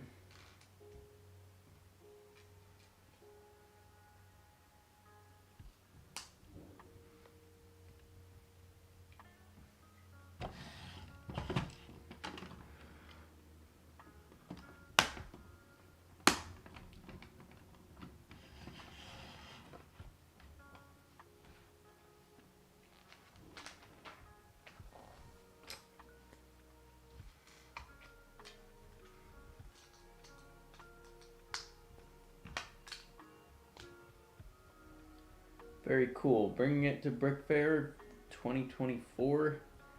Probably not. I think this is just going to be like a personal project. And then I'll do another like bigger collab with Daniel like I normally do. So this is just like, excuse me. Yeah, this will just kind of be for fun, and I won't have to worry about making it come apart in sections or anything like that. I'll just build it and just enjoy that. So I don't think I'm gonna bring this one anywhere, but obviously if I bring it and then, or if I build it and then I'm like, this is like sick, I have to keep this together so I can bring it to shows, then I'll try and just, like, I'll probably just make it come apart in sections because I'm just so used to doing that now. And then in case I do want to bring it anywhere, I'll have it. So I'll probably just do that. But my plan right now is not to bring it anywhere. I'll be there. Oh, cool. Looking forward to finally meeting y'all. I'm doing a World War II collab, 8 gray base plates. Dang, dude. That's cool. I'm happy for you. Yeah, I mean, we've known each other for years at this point, and we've never actually met, so that'll be cool. I'll definitely be going. I always go.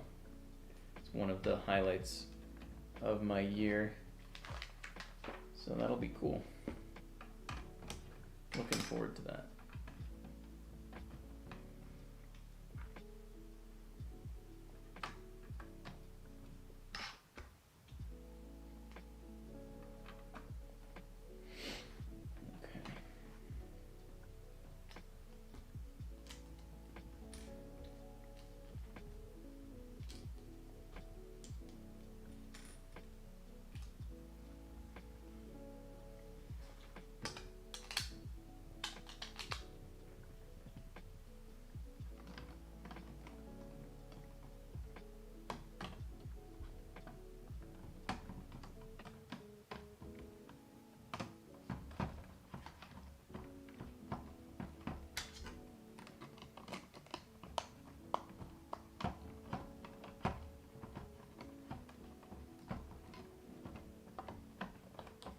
Alright, so at this point all the panels for the main body of the AT-AT are on, and I have to say I am very happy with how this looks.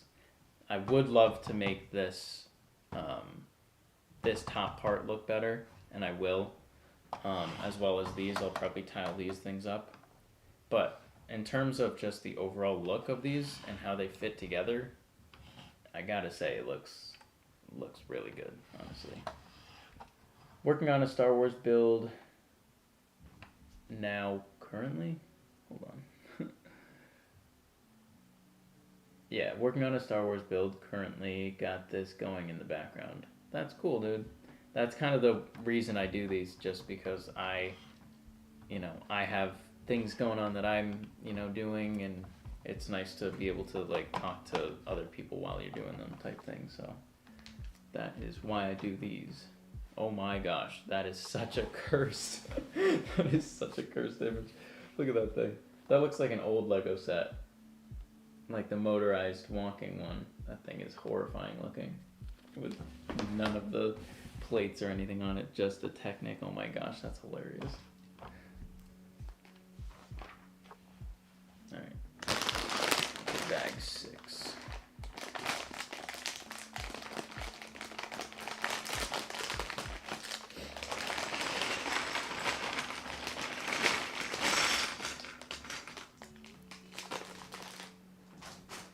I might actually just go all the way through, finish this thing.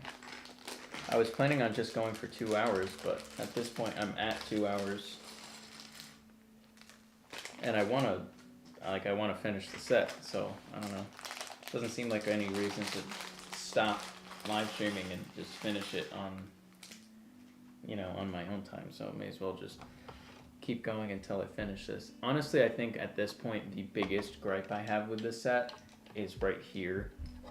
This frustrates me because there's the exposed black and the dark gray.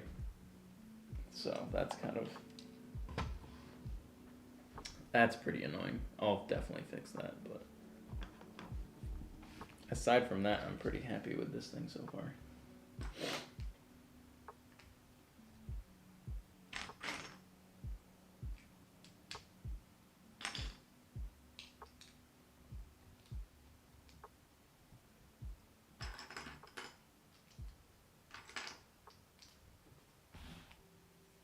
Plus, I think I'm pretty much hopefully done with the Technic, which is kind of what takes me the longest.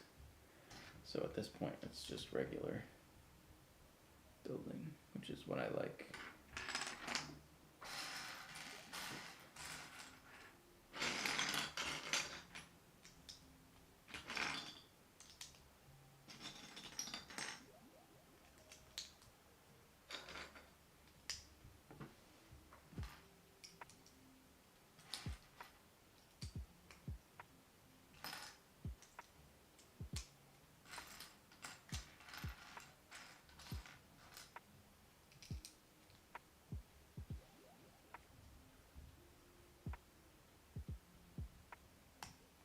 Well, I guess that was stupid. I went ahead thinking I was smart and totally messed that up.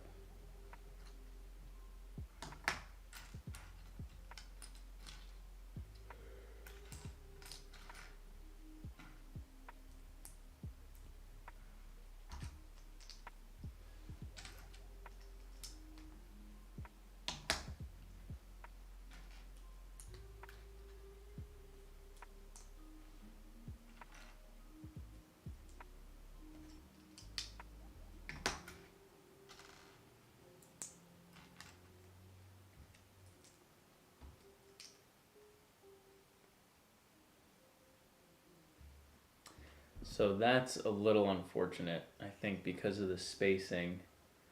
One of the toes has to be smaller than the rest of them, which I don't like. I think that is pretty unfortunate, actually.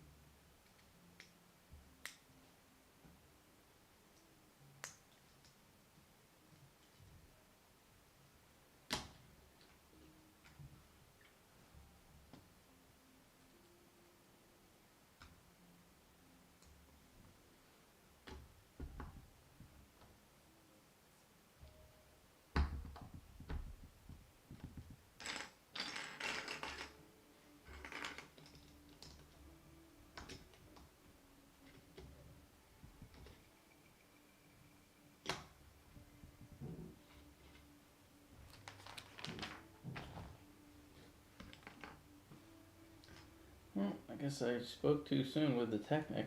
I should have known, having looked at that picture, that it wasn't over.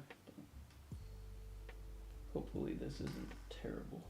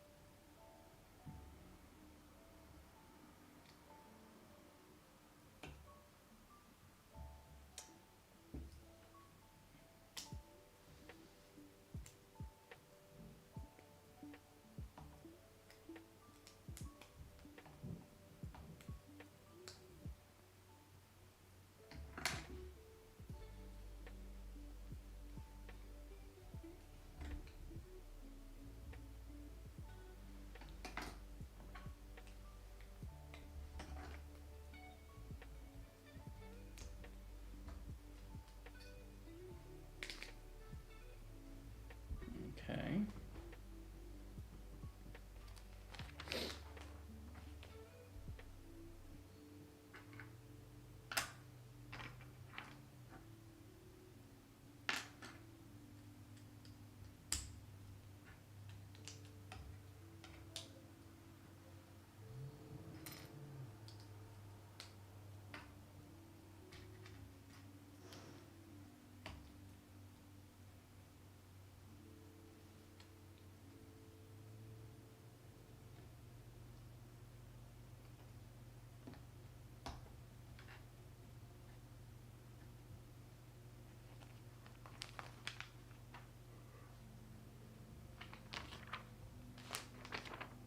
Now I have to do this thing all over again, 4 times.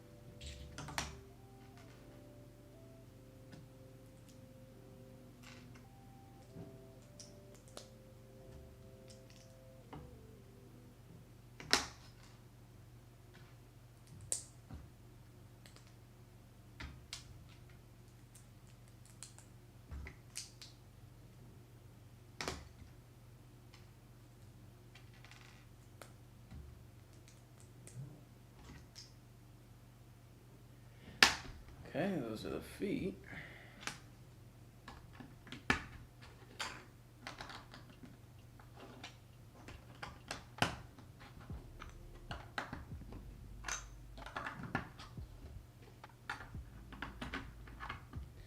Hey, Joseph Nalis. I don't know how to pronounce that, but how you doing, man?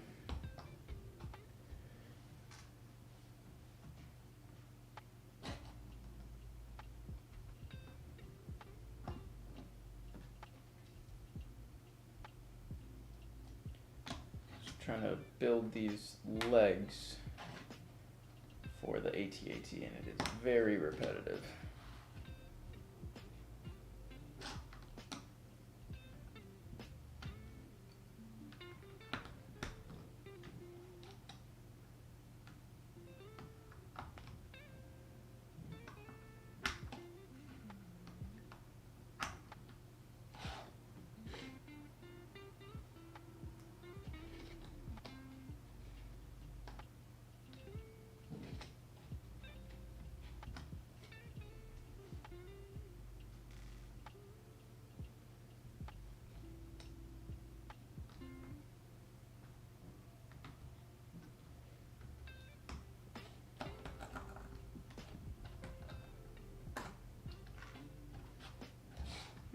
There we go. Almost done with the feet.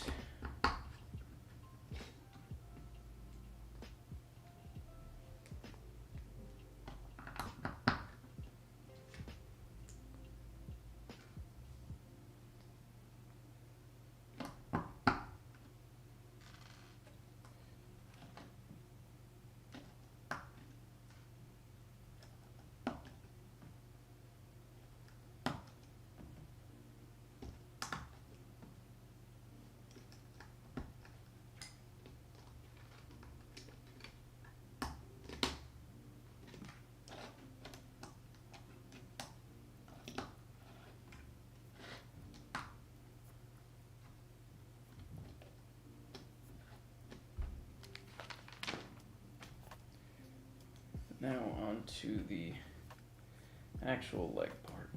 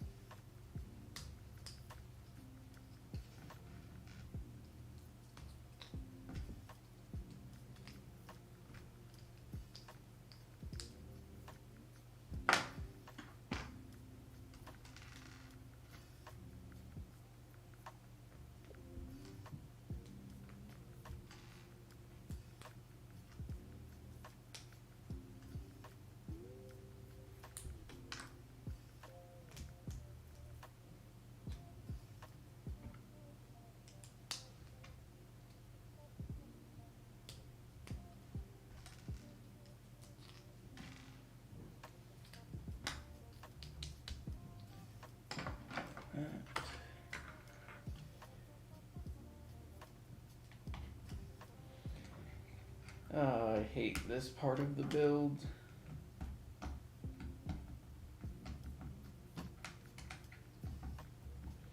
Anything that has a bunch of legs or wings or anything like this is always annoying. At least these are the same. Sometimes they're like mirrored versions of the, like if you get an X-Wing, then it's mirrored of each other, and then that's annoying because it's kind of the same thing, but it's all different at the same time, and you can't just sit there mindlessly putting it together. You have to actually think about it, and that's frustrating, but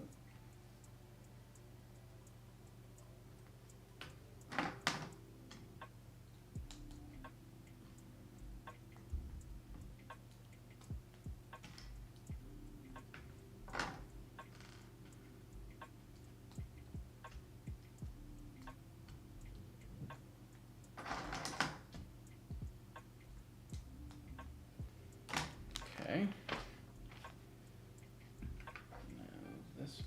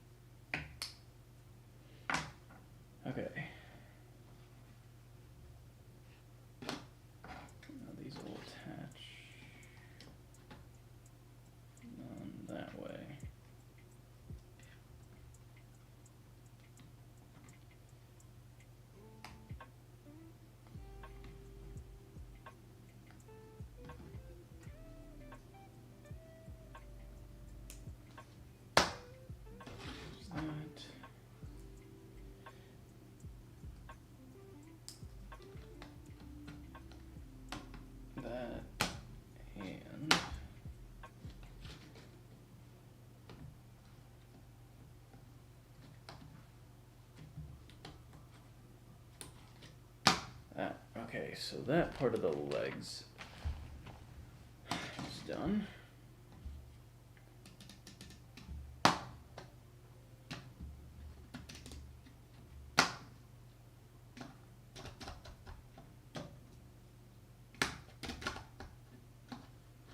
Now we can go ahead and attach that on.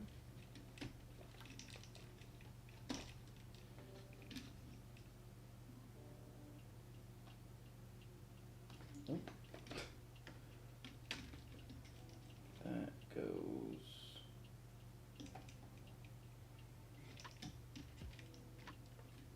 like that. All of these stick out.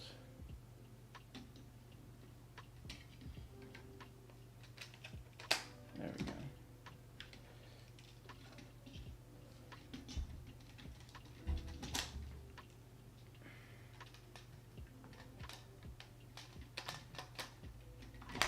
It grew.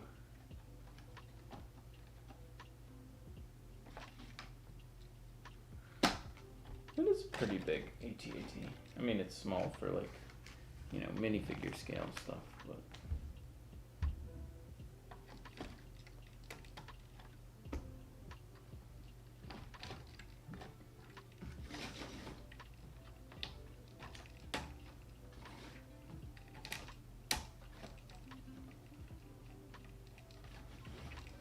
Okay.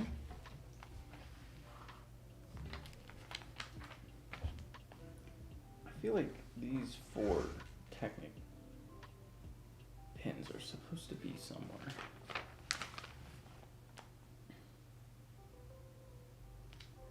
But I don't see anywhere for them to be. There's one, in here? Yeah, okay.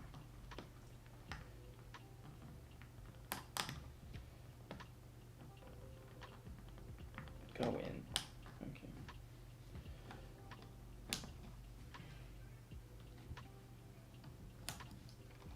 Okay, there we go. That makes more sense. Now we're done with that, onto bag 7. And before we begin bag 7, I'm going to change my camera battery again.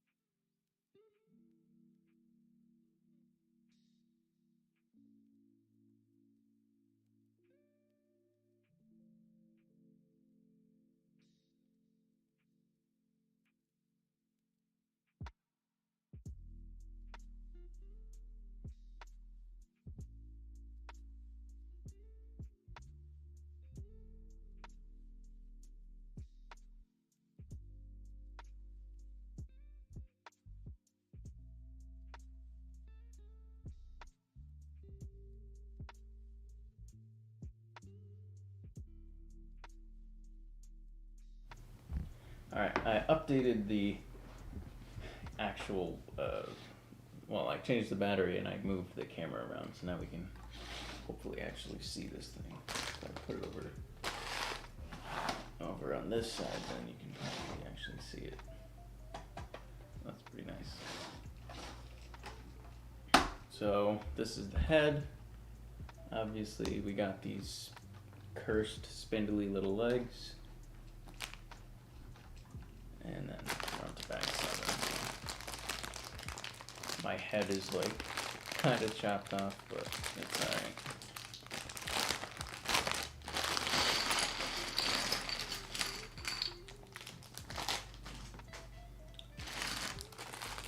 to the second to last bag.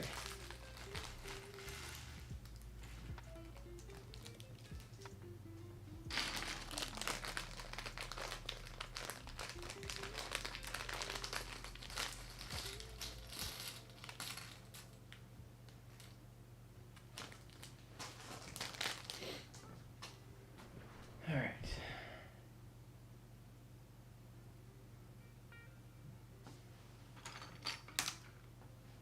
So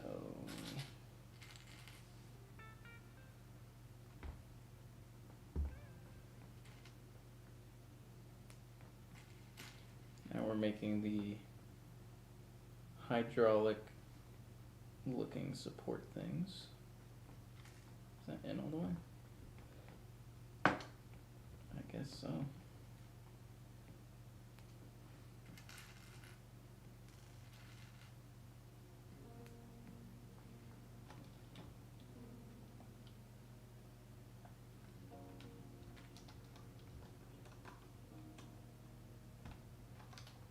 There we go. Looks pretty nice.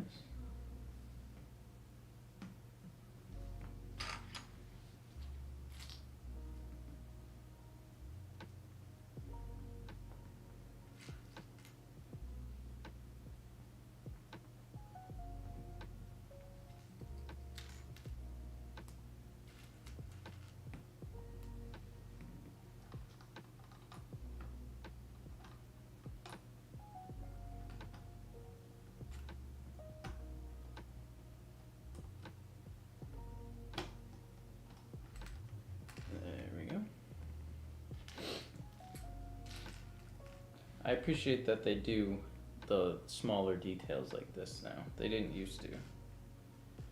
But now they have the opportunity. And it definitely makes a huge difference. The actual legs still don't really look all that great.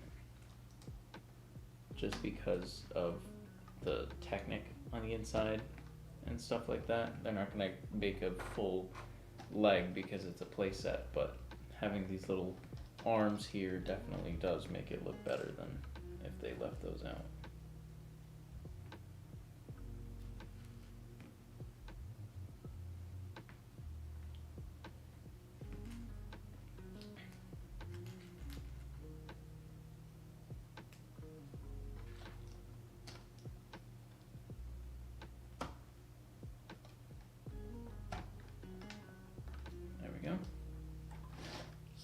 Kind of can't, I mean, I don't know how much of it you can really see from here, but definitely does look nice having those things in there.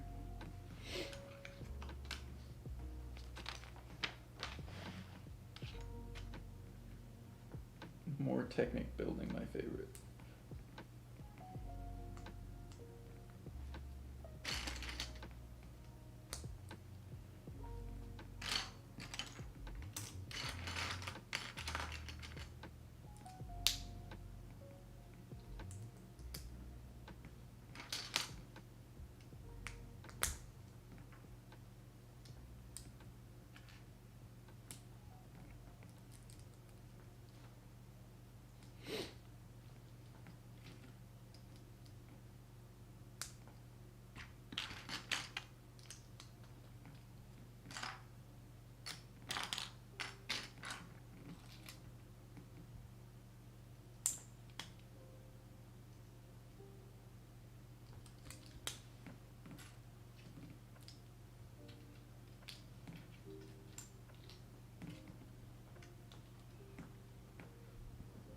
This, I'm not sure what it is. I think this is part of the leg.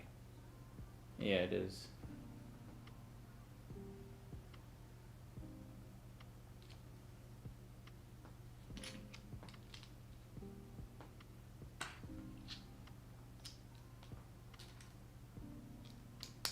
Oh, I guess they were trying to make a rounded shape. Didn't really do the best job, but you know, they tried.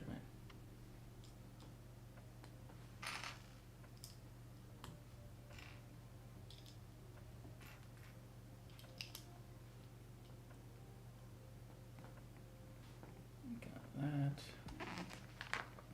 I guess I need 4 of those, so I may as well do that while I'm on the page.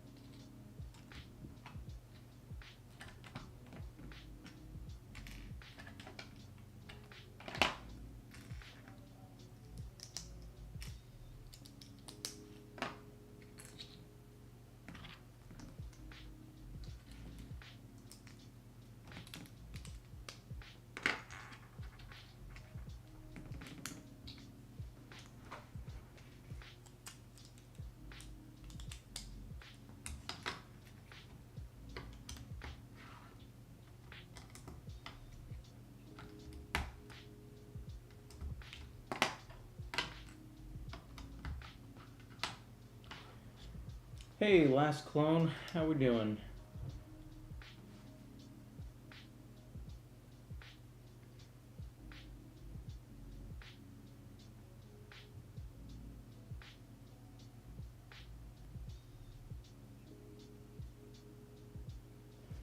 Hey, Catalyst, was the idea to do the Citadel mine? Yeah, you commented, which got me thinking about it.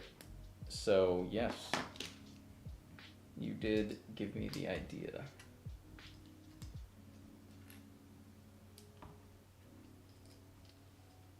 Doing good. Cool. Good. Yeah, at this point, I'm nearing the end of this AT-AT build, which I think I'm happy about. How does this go on here? Just like that, perfect.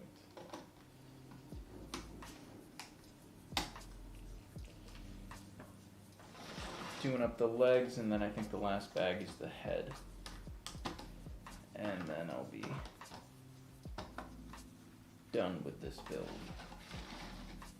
Yeah, I mean, really the shortcoming of this set is just the inside of the legs not being done. There's a few like open anti-studs and holes and stuff, and then just a ton of studs. But overall, like the actual construction of the set is pretty good.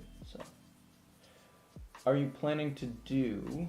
I can't even see because they have this heart thing that I can't get rid of, which is really annoying. Are you planning to do all the scenes from the Citadel or one section? So my plan right now is to have the main, it's basically just going to be like a big box, and the front and sides of the box are going to be the rocks, like the rock work, and then in the middle there's going to be the big tower, the Citadel tower. And then on the left side of that, like how it is in the show, there's going to be the mines that they climb up to. And then the one 501st clone falls and gets electrocuted. So there's going to be that on the left side, and then the pipelines kind of go up over to the top of it. And then on the left side, there's going to be the kind of shelf where the shuttle lands for the first time, and then in front of all of that, there's going to be the yellow lava, and then on the right side, there's going to be another kind of shelf or walkway where the I don't even know, like the ascension cable, I guess.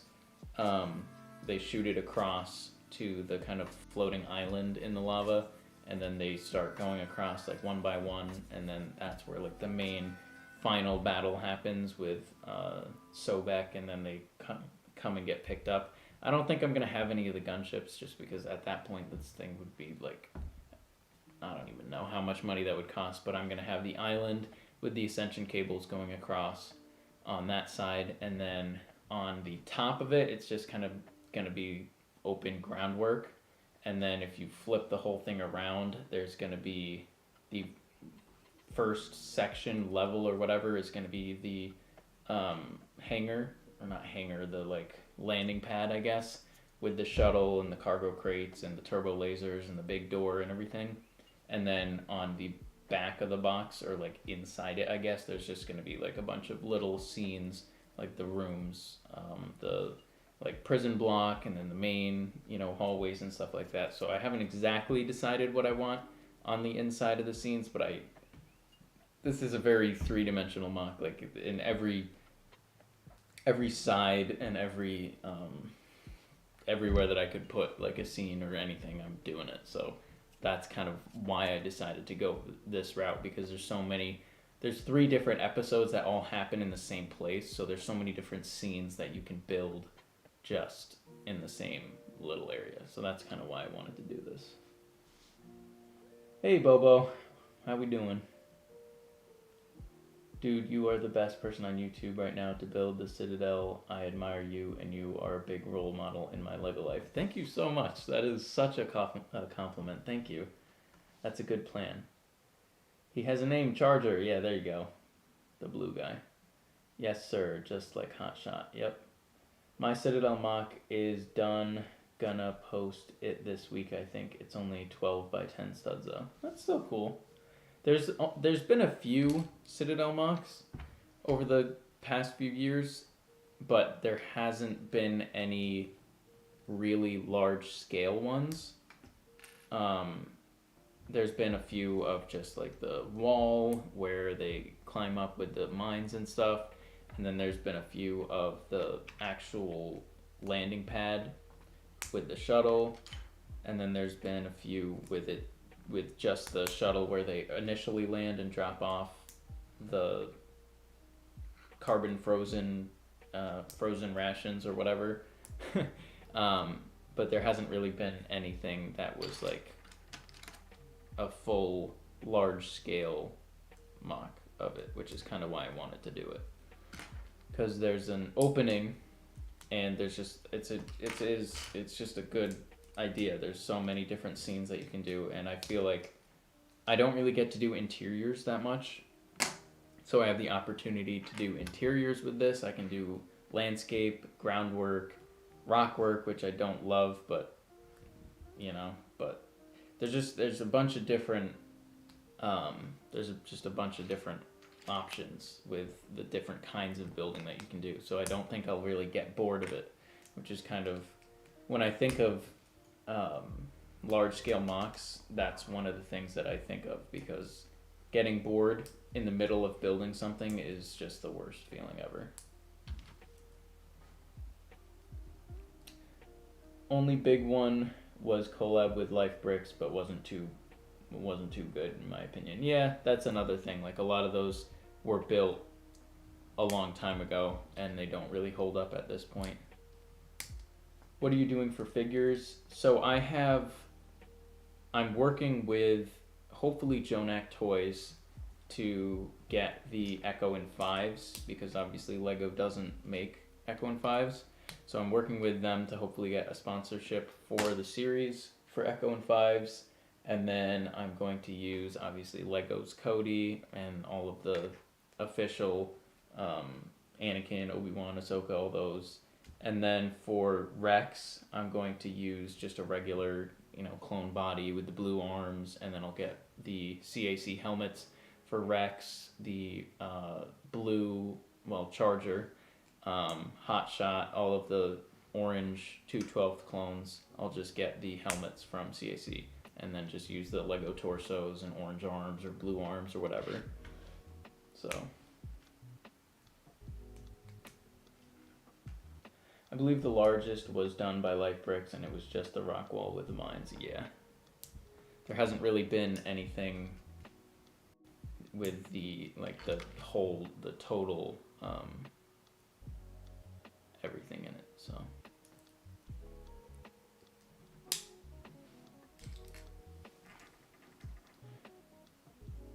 There is a Fives leak coming in 2024. Yeah, that's true.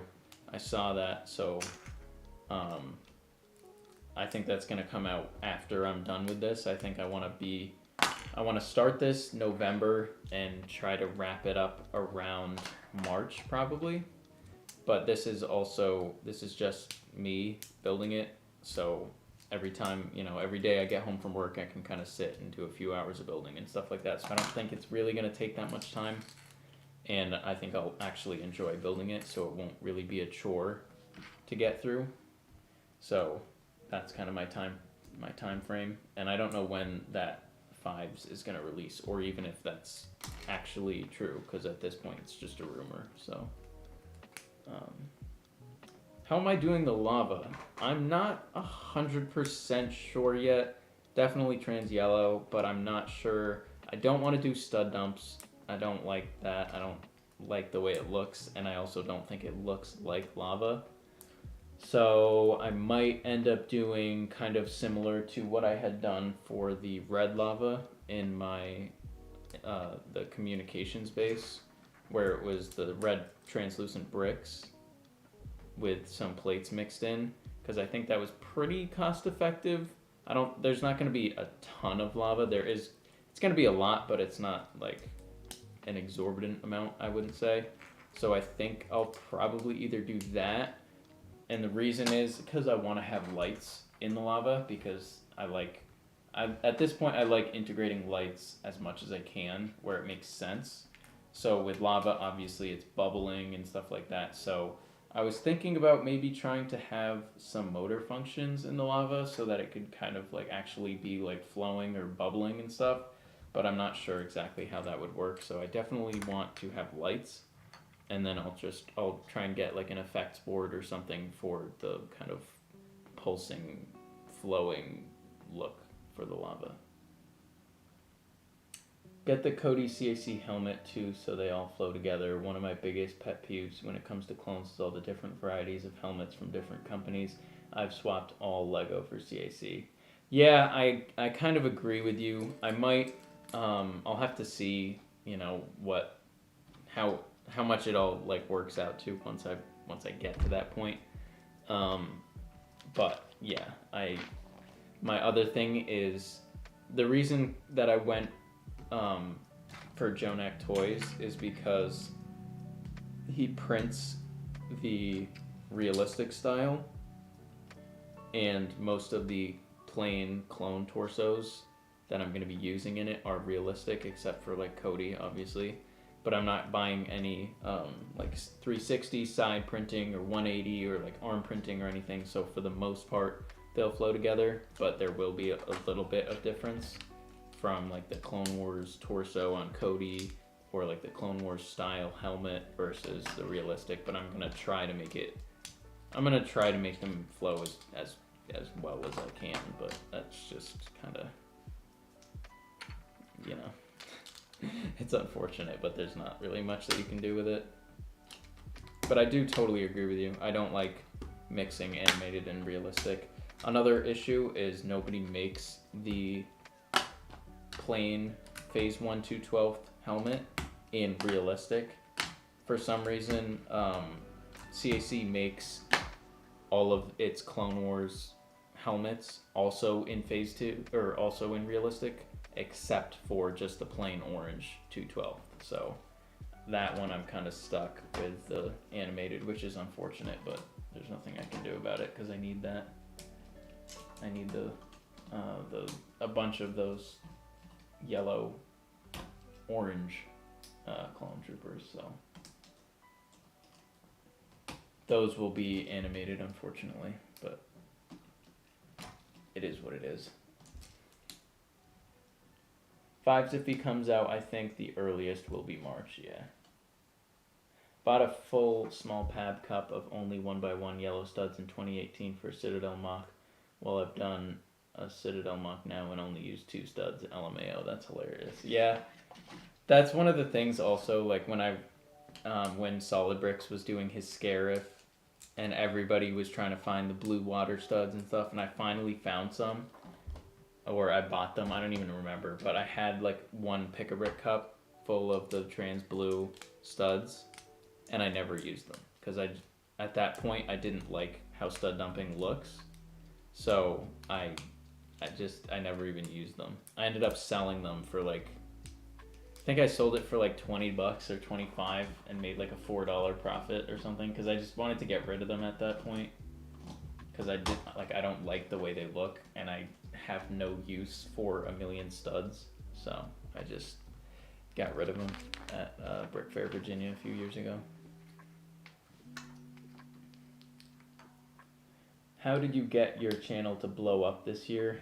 I don't know if I would really consider it blowing up, but I just posted frequently. I tried to do a weekly update on my feed, and I think what I learned from that is, in terms of performance, it worked well. All of the videos did better than my average, so there's no complaints there. But just in terms of like I don't know if stress is really the right word, but the strain and just the unnecessary, like, I guess stress. I don't know the correct word exactly, but just trying to film as much as I could and then build as much as I could and then sit down and edit because I wanted to have a somewhat professional look and feel to my videos. So I think all of that, it was just, unfortunately, it put an unnecessary amount of strain.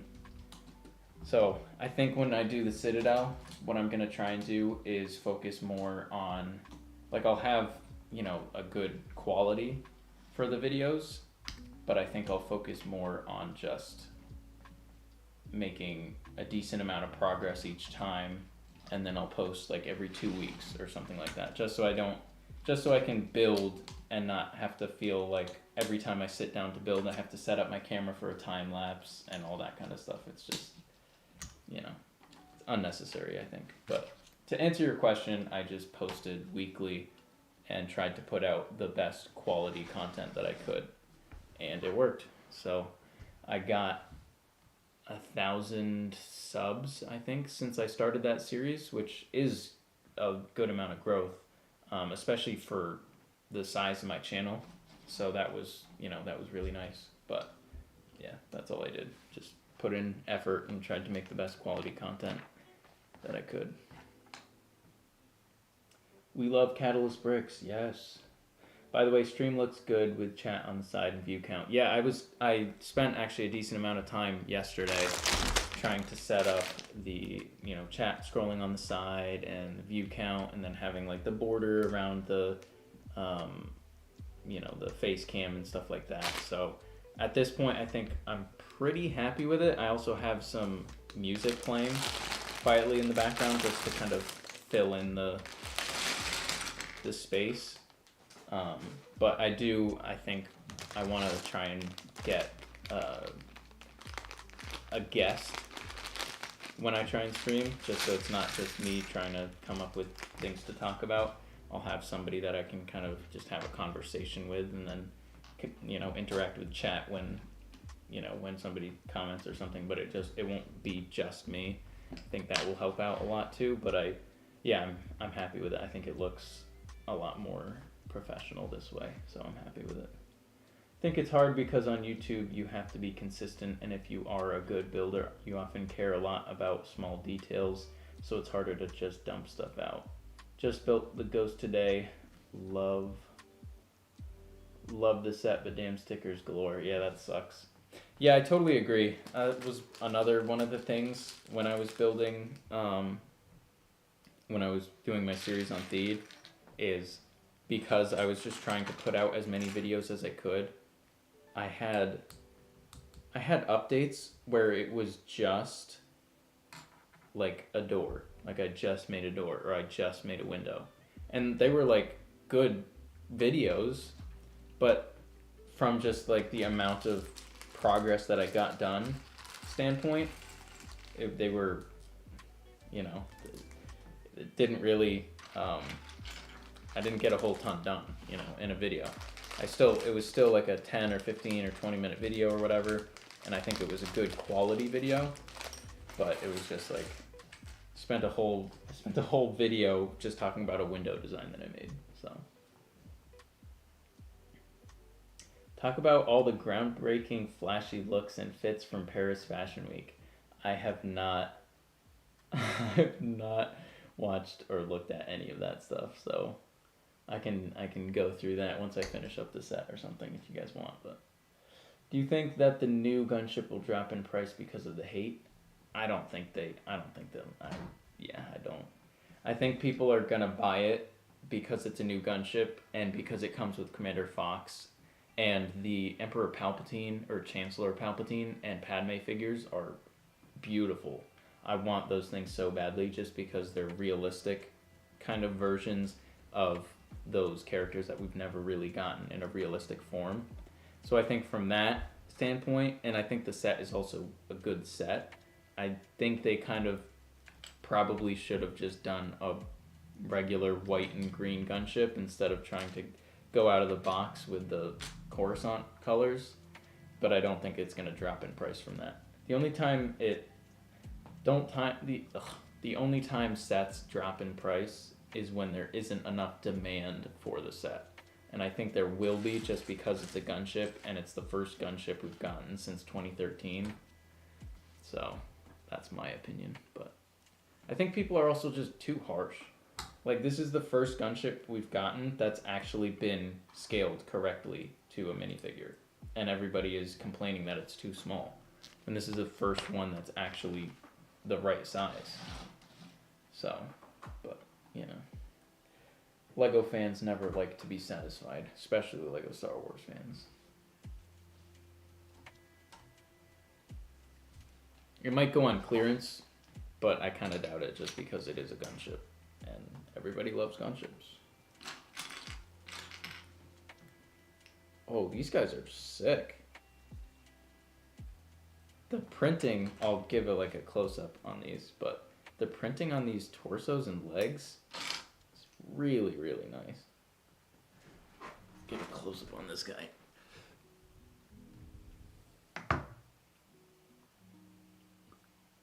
The like light gray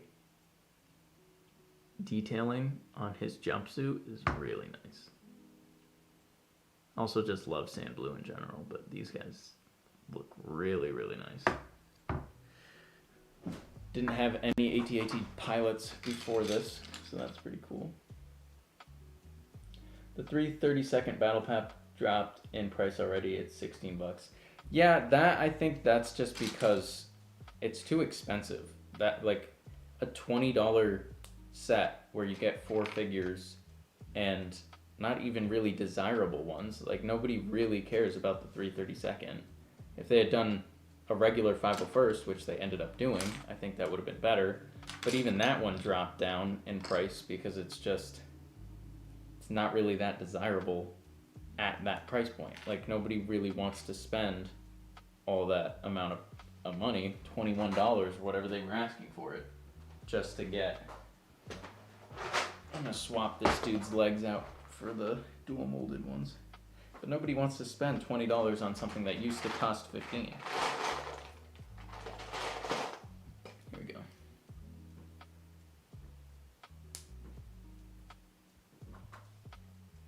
But yeah, that's also just because nobody cares about that Legion. Like, it showed up in the very end of Clone Wars for like 3 episodes. Here's your General Veers. Also really nice. I do really dig the sand blue. I think the contrast with the sand blue and the dark gray is just subtle enough that it doesn't really scream at you, but it stands out enough that you can tell that he's wearing like a chest plate. So that's pretty sweet. I think for someone like you, a mix between the awesome build series where you can really go in depth and have fun with the build and show your skill, and then you have the small tutorial videos, set, etc.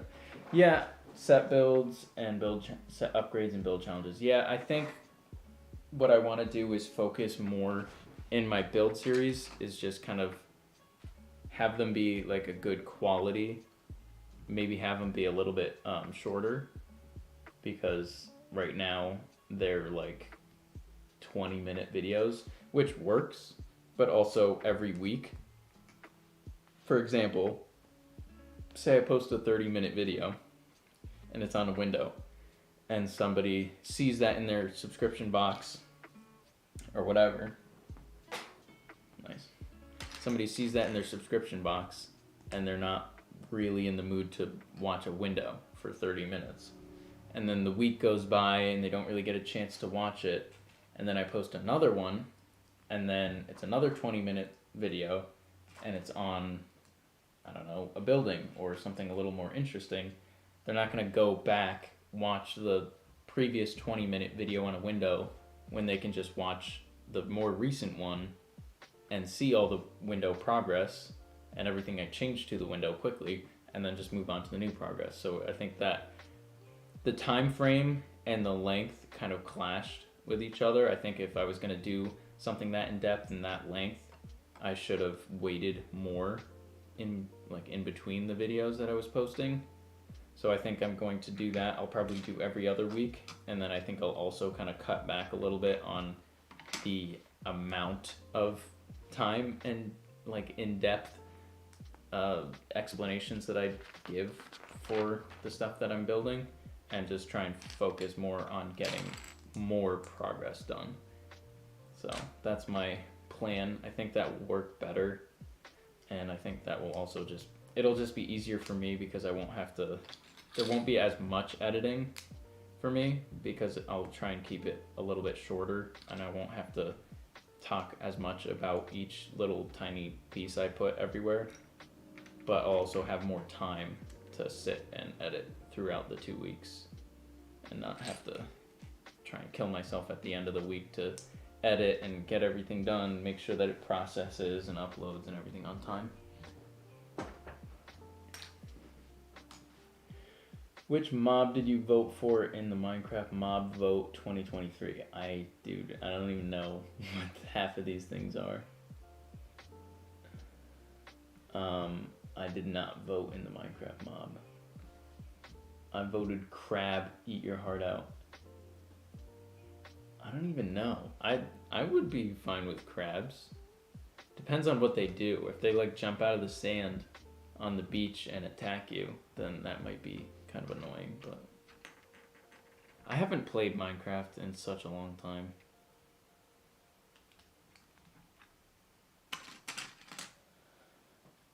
It's not to scale, it's still too small, but yes, closer in size than the 2013 one, but I can't see myself buying a set with a figure like that fox. Well, that's the other thing. I think it is very close to scale. It might be a little bit too small, but I think, actually, I don't know if it's too small.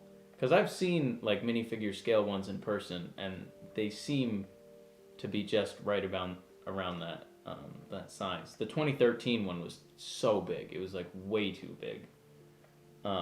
But yeah, that fox, like I don't, and this is where I agree with the people that kind of have a sissy fit over Lego and their printing and stuff.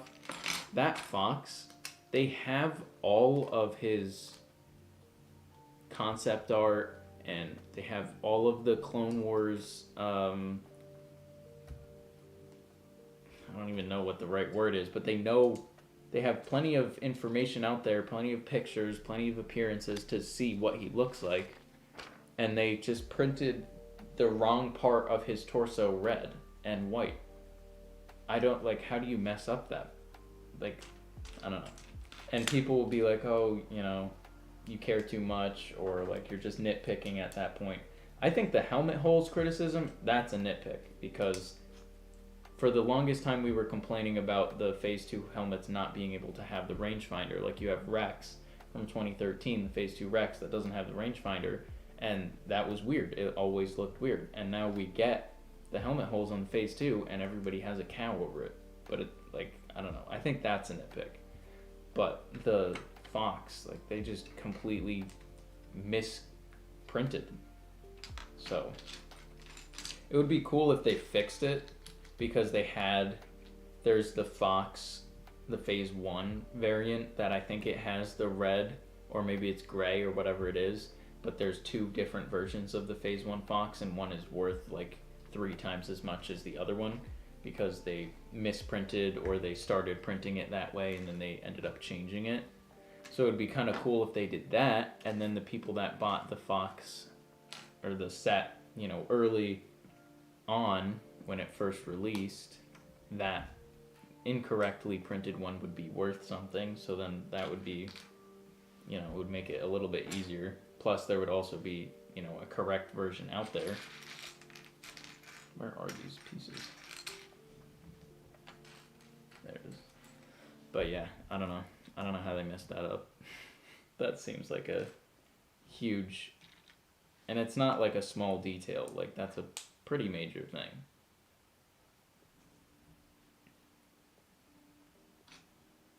I am painting custom Lego minifigures on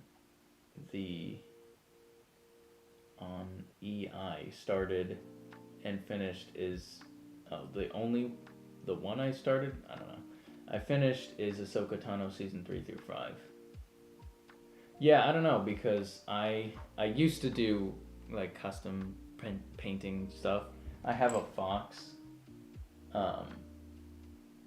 which I can pull out or something if you guys want to see it. But I painted a Fox, and the first one I did was Boba Fett, because I used to love Boba Fett. But yeah, I used to do that, but I don't do it anymore. I just buy customs at this point. People don't mind the helmet hole, it's the placement, but I can't excuse the wrong printing. And to the people saying it's a kid's toy, look at the price, it's a premium product. Yeah, I have to agree. I mean, I understand how it is annoying with the helmet hole, because there's the hole, or the circular shape on the helmet, which it would be nice to put the hole just there. But then when you put the visor on it, like the same issue with the Phase 1 clones, the visor goes and blocks the actual faceplate. Like it blocks where their eyes would be, and it looks stupid. So they put it up higher so that when you put the visor on, then it would sit flat. And there's a bunch of people that are like, well, they should have just made a new visor mold. And like, I agree. Like I think the CAC visor, where it just kind of like slides on, is better. But it's also Lego, and Lego likes to cut corners where they can to save money. So I don't know. I think people are expecting too much. They were trying to appease people without, like, with having it not, you know, block the face. Plus also the macro binoculars look fabulous. So I don't know. I think there isn't really a great way for them to fix it and keep everybody happy. So they just did what they could.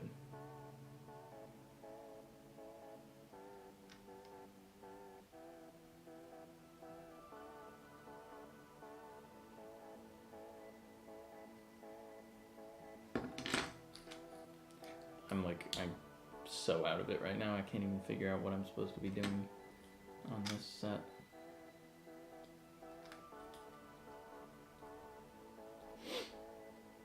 It's nice that they give you real guns as well as the spring shooters, because then you can just pop those things off and you still have your guns.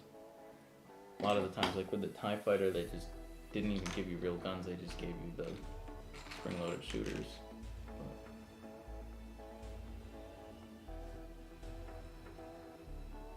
Anyway.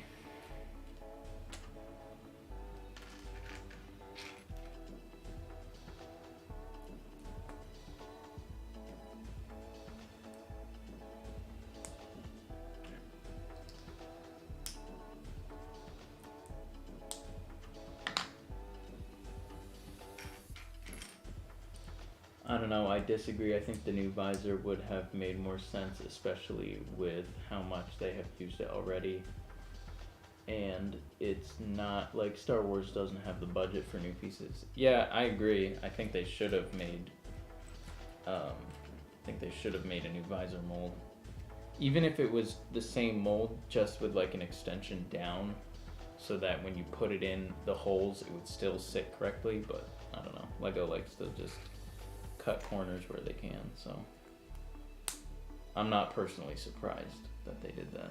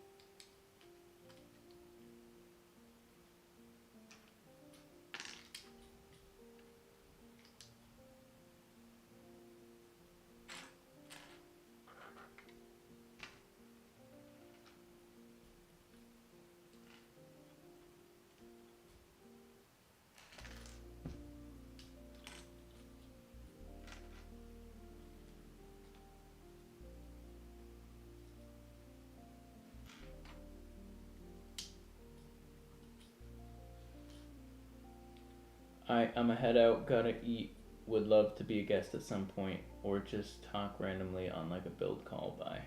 Yeah, dude, love, definitely. I figured out how to add the music on. So I think it's kind of like a similar process where I just filter Discord as like a plugin or source, and then just adjust the volume that way. So when I end this stream, I'll look into that, and then I will DM you and see if I can get that to work. But yeah, definitely I would love to be able to do a stream with guests. I think that would be a lot easier for me, and it would also be nice to talk to you. So I'll definitely look into that. I'm gonna make you a mod actually.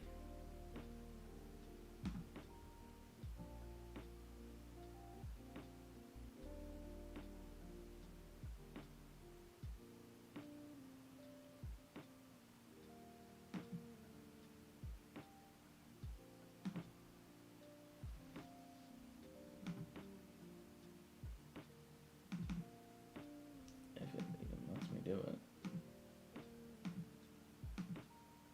It might not. I don't know. I don't know if that worked or not, but we'll see.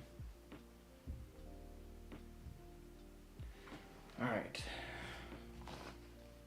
Now to finish this thing.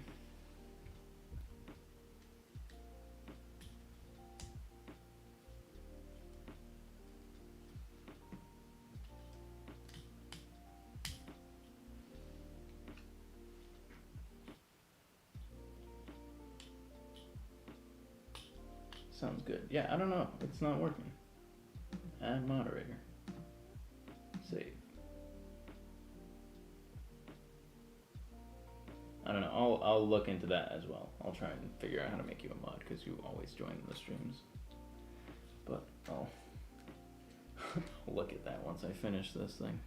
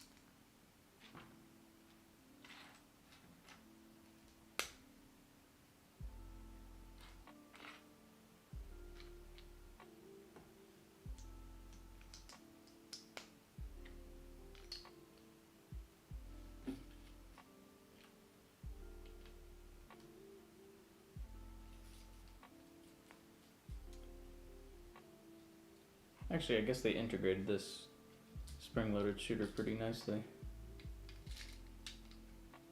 It's actually built into the model, so it doesn't really take away. Cool.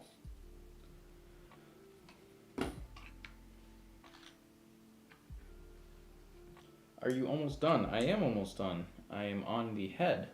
Everything else is done. I have the legs, the body, which the flap opens up like that. So I am very close to done on the last part.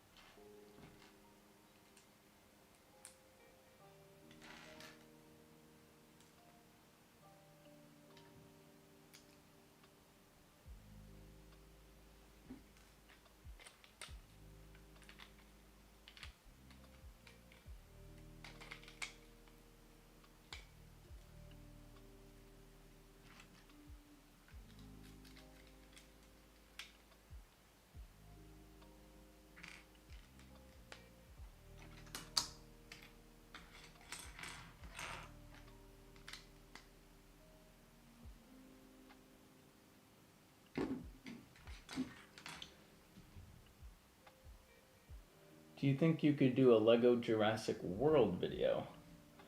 I don't know about that because I don't have any of the Jurassic World sets. So I don't have any of the figures or any of the dinosaurs or anything like that.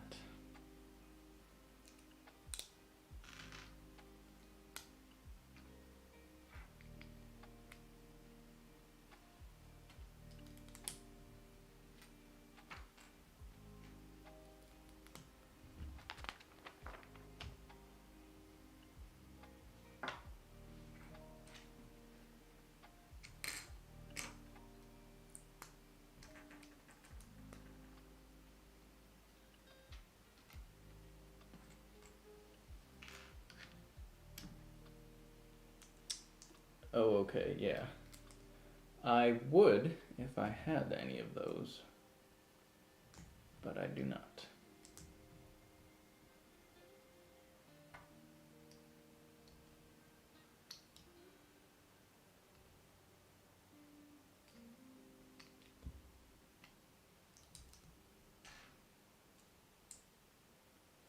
What's the most expensive set I own? I believe it is the UCS Slave 1, which was $200. I think that's... pretty sure that's the most expensive set that I have. It's also my favorite set that I have. I have a bunch of kits and stuff like that. Actually, I wonder... I don't know how expensive the Tantive 4 was, but I have that. And this one was 170, I believe. I didn't get it, but I think the Slave 1 is the most expensive set that I have. I do want to get the UCS version of this AT-AT though, which is like $750. So that would certainly be the most expensive set that I owned if I end up actually getting it. But I don't know if I will.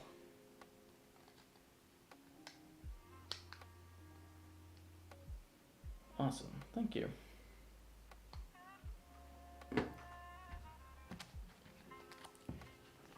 Most of the sets that I buy, I just buy for the figures, because usually when I do a custom thing or a mock, I will end up just doing a custom version.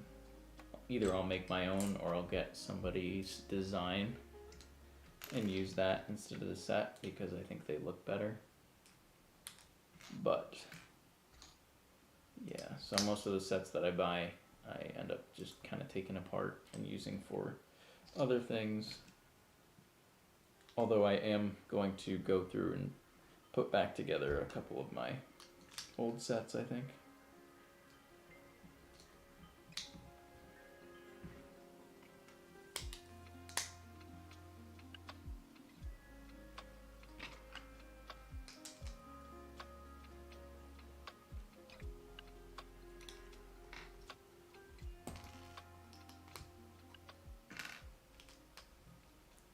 There's more dark orange.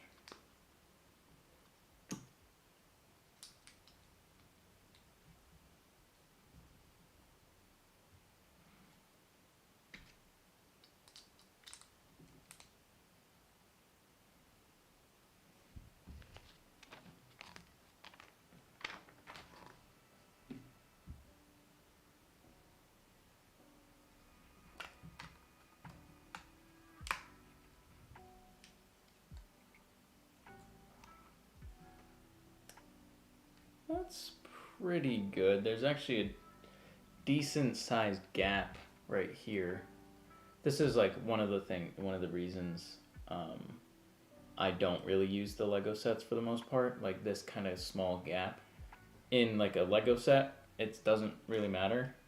But if I was making this myself, or if I was going to get like a custom version, that gap wouldn't be there. They would figure out a different way to do it, and that would, get rid of that gap. But UCS version is giant. I subscribe, by the way. Thank you. Yeah, the UCS one is huge. I don't think I would ever actually go buy it. I think if I ever got that, it would have to be like a gift from somebody. Because it's $800 to just spend on Lego is kind of crazy. Is there not another 2x2 tile?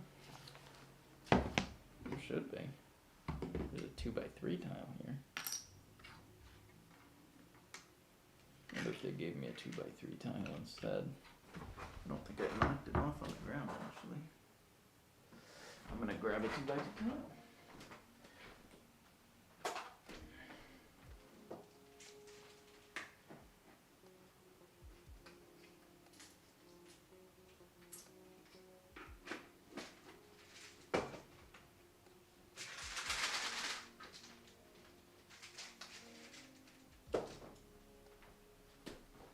It's one of the reasons why having your collection organized is nice, because I knew exactly where to find this piece.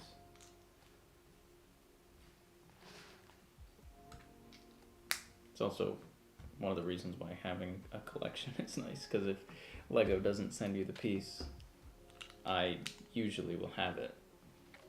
Otherwise, you have to just go through Lego's website to get a replacement, which then takes a couple days to ship. Which kind of stinks. I remember there was a time where a bunch of people were just like lying and saying that their set was missing like a expensive minifigure part or just a piece that cost a couple dollars and it was just a valuable piece or something. And a couple people were just lying and saying that their set didn't come with it when it did, just to get an extra one, which was unfortunate, but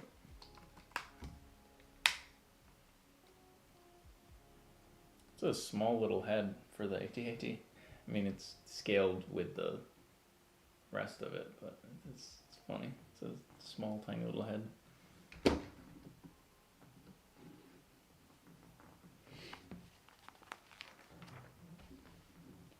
Okay, so let's figure out how this goes. This goes onto here, and that pushes down.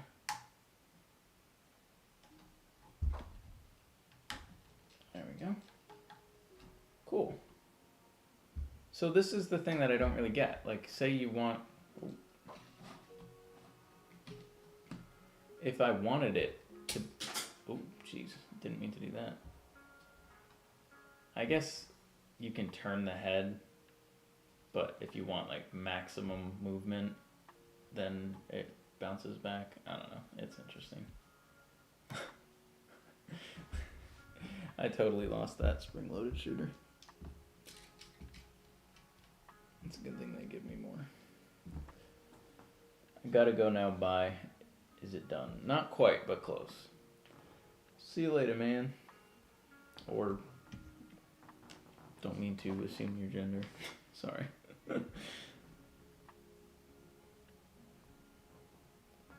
you think I should watch Star Wars? I've never seen it. I wholeheartedly do.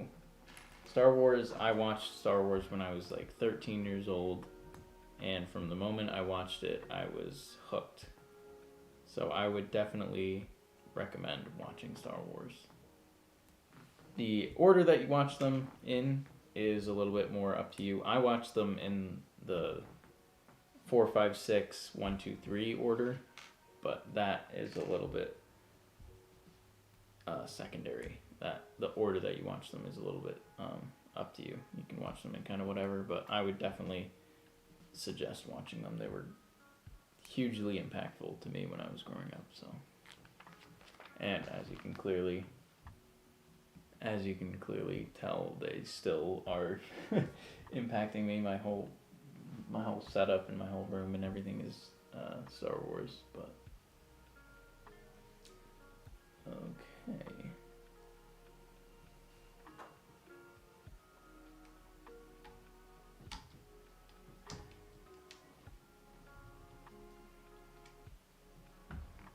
I can stay longer. The only bit I've seen is the Darth Vader I'm your father bit. Yeah, that one is from episode 5, same as this AT-AT. Episode 5 is one of the better Star Wars movies. It's a lot of people's favorite. My favorite is episode 4 because that's the first one that I watched, and that just watching it when I was a kid, it was such a surreal experience because I'd never seen anything like that before. So that one is, I think, just always going to be my favorite. But they're all good.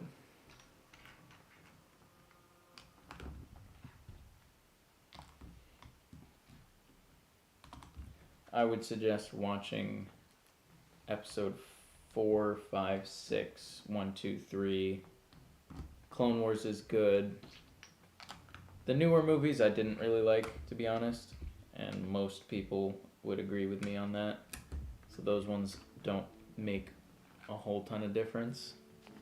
Rogue One was pretty good. Actually, really good. I love that movie. Solo was pretty good. And not a huge fan of a lot of the newer shows that they've been coming out with. I liked Mandalorian at first, but it's not fantastic anymore. And I didn't really care for the Ahsoka show that much.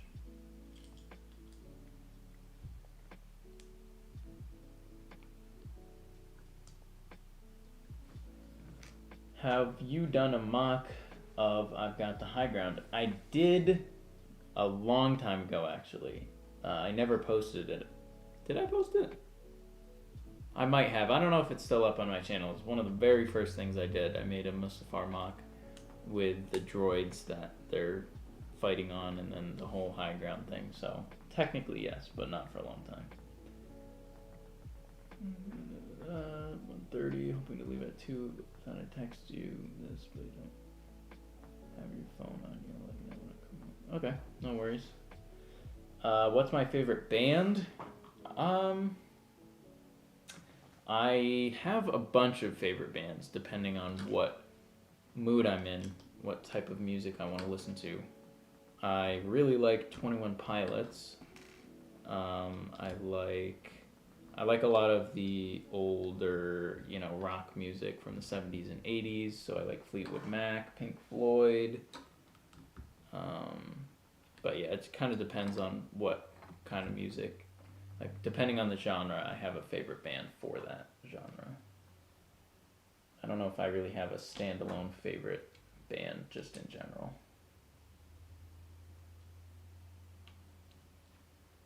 Come on.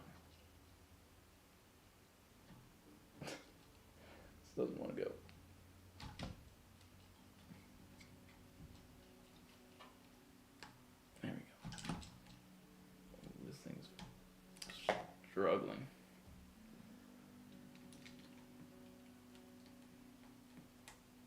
Alright, there we go. The top part of the head is on.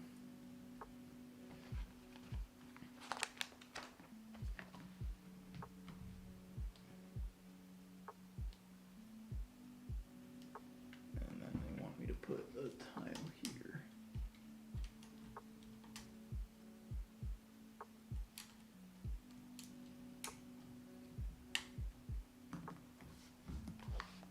Now we're making the guns.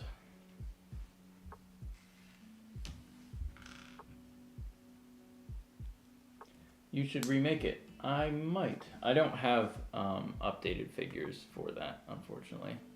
Which usually one of the things that I kind of look at is like, do I have the figures to make this? And then a lot of the times I'll go and buy them if I don't, but usually the first thing I look at is like, do I have the figures that I can make this? Do I like Radiohead? I like a few songs. I like Creep, you know, as everybody has heard that song, but not a huge Radiohead fan, but I do like a few songs of theirs.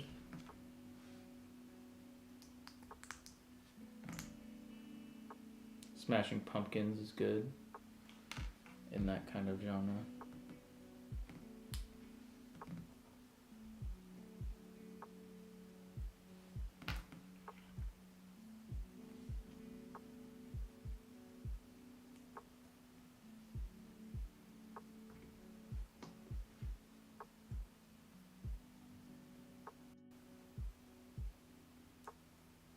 This thing is loose on here.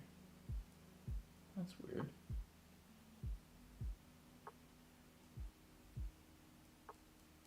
I wonder if that's because of this specific pin or something else. Looks like it's that far.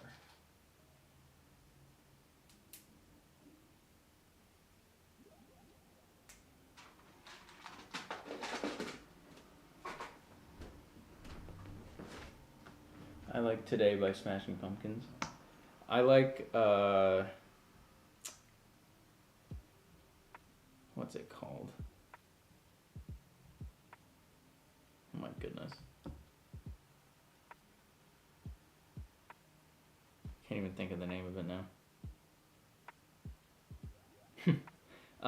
It's Rat in a Cage. I don't know what the actual name of the song is now. I'm gonna have to look it up, but that song's good.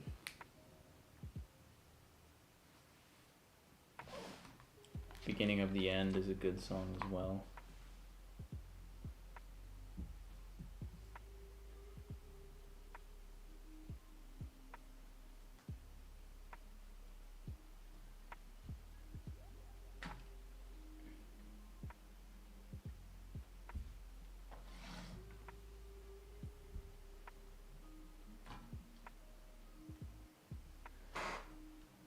I think that's the full build. I wonder what these things are for. Probably missed a step somewhere.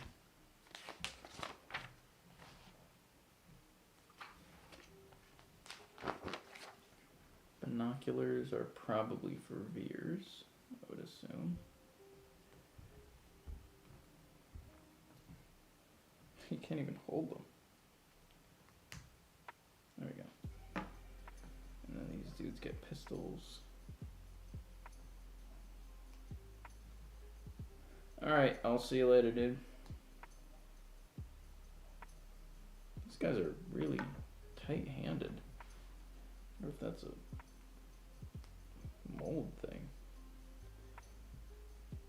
Kind of hard to get the pistols in their actual hands. But.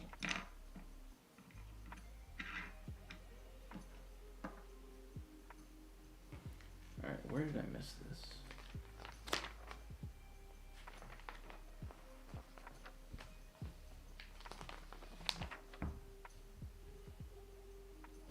I see it. Okay, this is gonna be fun to try and get to it.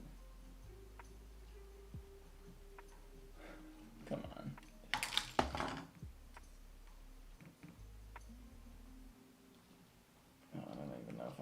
able to get to it now.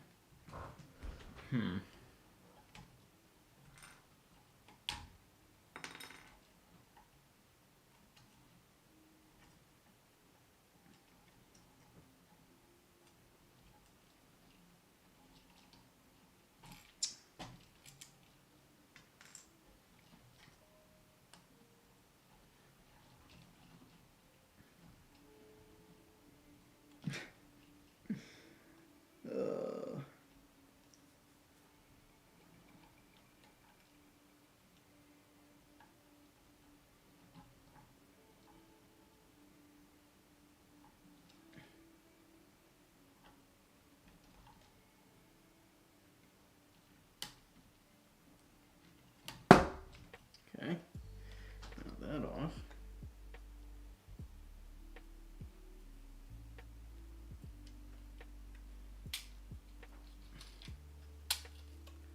Take these things out. This is gonna be fun to get to.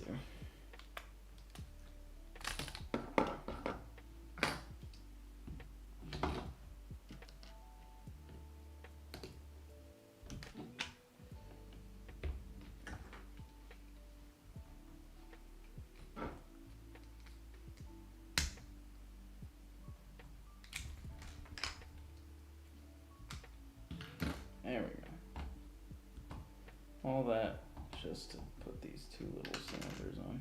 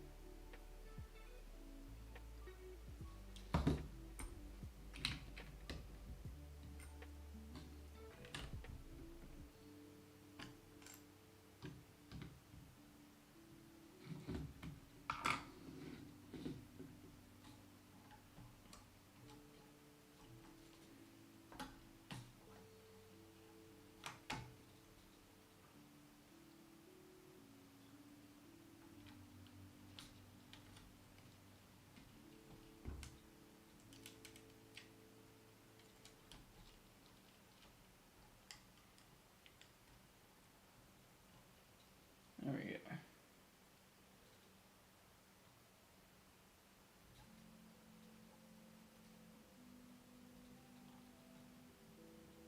Okay. Back in business. Hello there, PT Productions. I'm doing pretty well. How are you? Just finished this AT-AT set.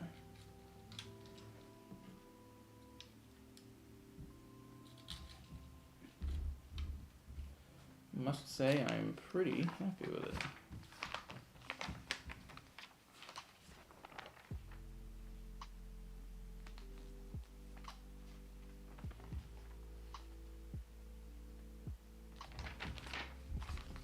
That's interesting. They have like a catalog of all the other sets that are out.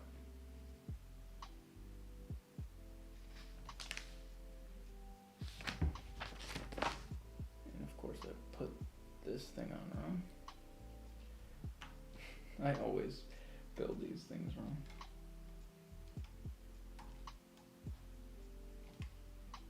There we go, that makes more sense.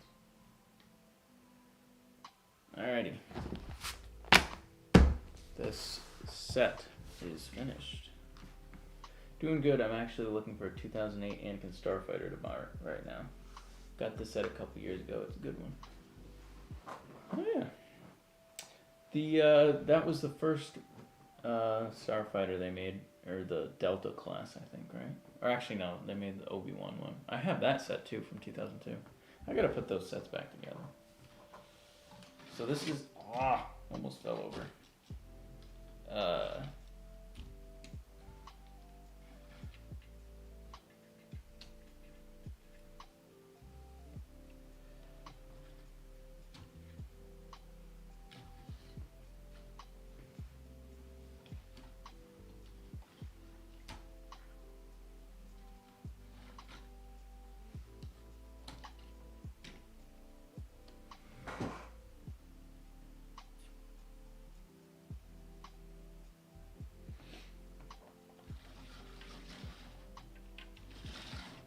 Pretty good looking set, I gotta say.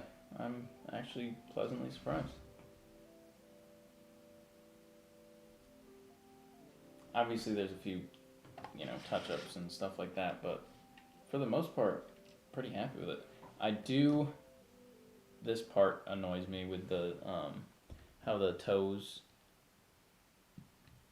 are like different lengths, and also the back looks pretty unfinished right here.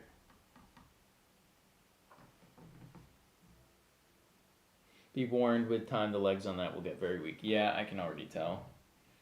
Just like kind of rocking it back and forward, the joints seem like they're kind of not really strong enough for this thing to hold up. So I'll probably just keep the legs straight.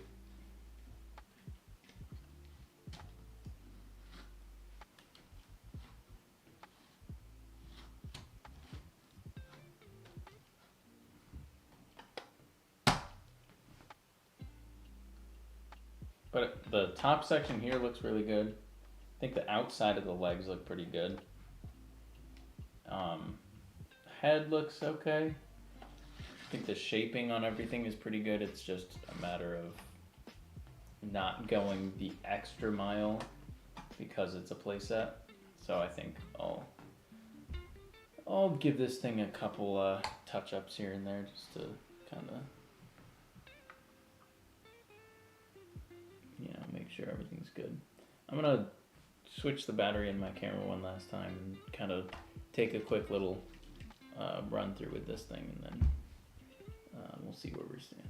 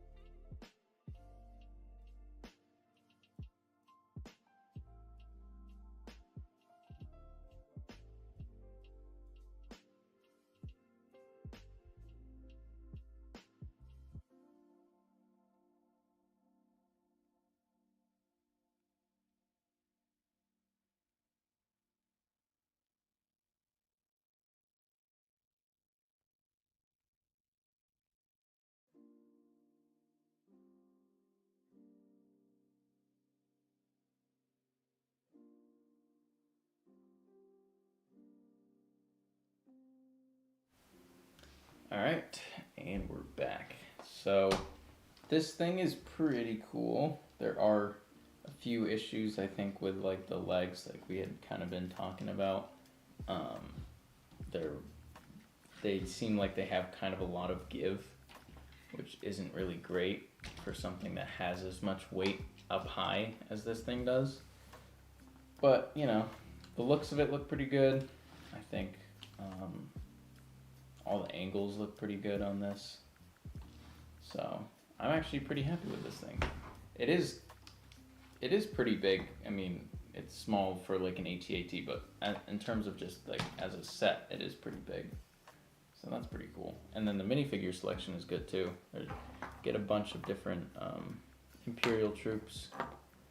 General Veers is cool. All of these guys are nicely updated with the sand blue and everything, so looks pretty nice.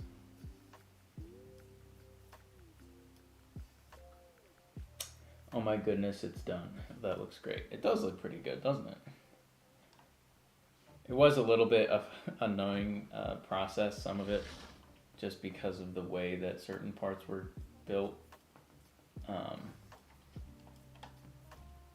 Like this gear thing to raise up and lower Luke. It's like, I guess it's kind of a cool play feature. He can like, kind of get winched up to this part, and then he can slash open this trap door and throw his grenade in there and stuff. So it's cool, but stringing that thing on there and tying the knot, oh my goodness, that thing was so annoying. But it does look really good. Like, I'm looking at it kind of zoomed out, like what you guys are seeing, and it does look really good. So can't complain with that. So I'll take Luke off of here, and then I'll winch this gun out of sight. Close that up, and then we can open up this hatch here. Put a snowtrooper kind of sitting down. Is there enough space in the back for the speeder? That's the real question. There probably is, but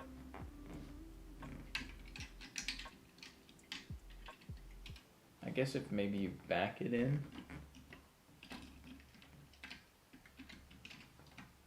Kinda. I mean, it kind of fits. I feel like they could have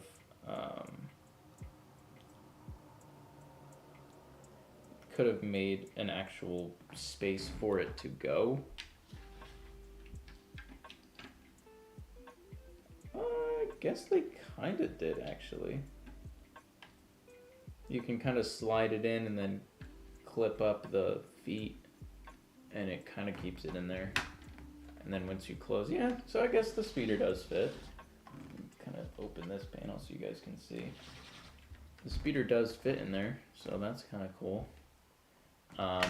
So that works. And then there's space in here for, put it facing forwards, it'll slide in if you find the right spot, yeah. So that works, these dudes can sit in here. Is there a space for the E-Web though? That is the next question. I mean, you can just chuck it in there, but it would be kind of cool if they had made like an overhead storage or something like that. I just lost Luke.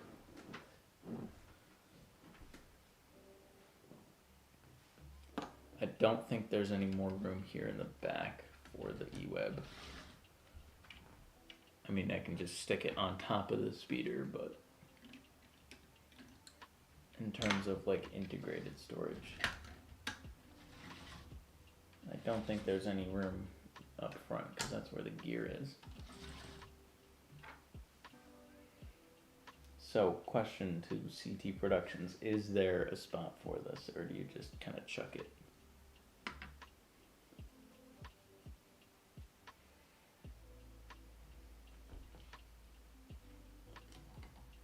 Close these side hatches and open up the top.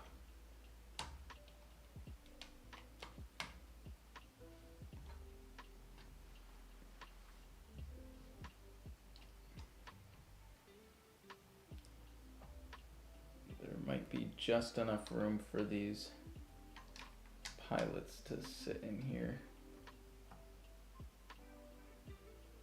Connect the E-Web to the little rod that replaces a chair. It will be sticking upwards. Okay, I will try that. Is there enough room for general viewers with these pilots? There should be. But whether or not there is a different question.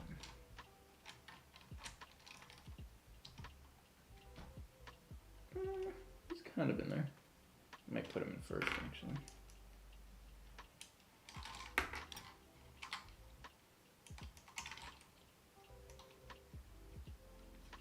Okay, so he's sitting down.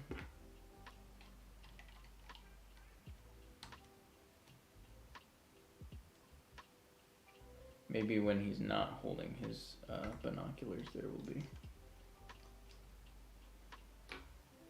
But where do we put the binoculars then?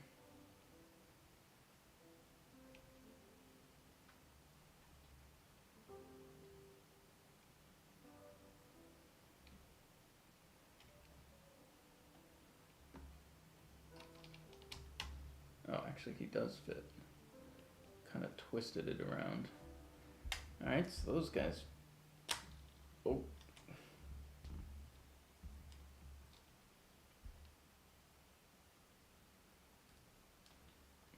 Jeez. I don't know if this pilot will be able to keep his gun.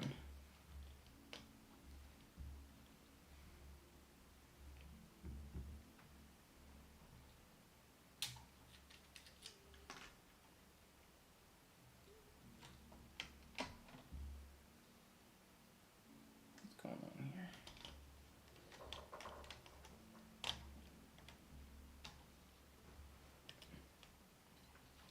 Okay, there we go.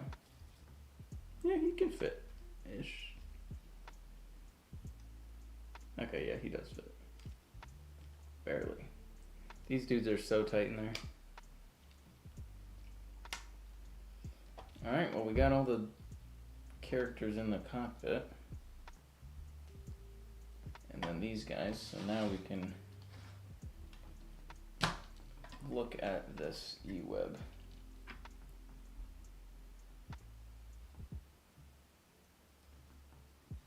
Oh, I see. Kind of just slides in there. Like that.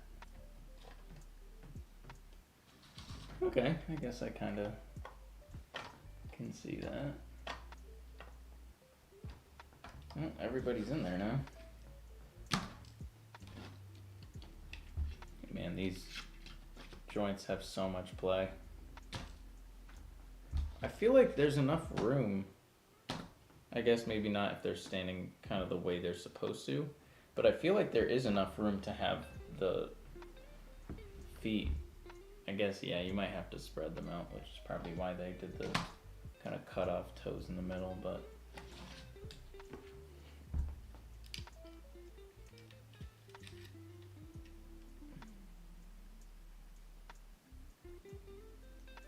I usually put the binoculars in the hand of one of the pilots. Yeah, I kind of wedged them in there. It's like a weird lightsaber bar. I don't know if they changed it, but it's like, it's not clear. It's not see-through, which is kind of interesting. I love how everything can be contained within it. Yeah, that's, when it's like a big kind of play set like this, I feel like that is almost a must-have. I don't really have anything to compare this to. At least not built. I do have the TIE Fighter.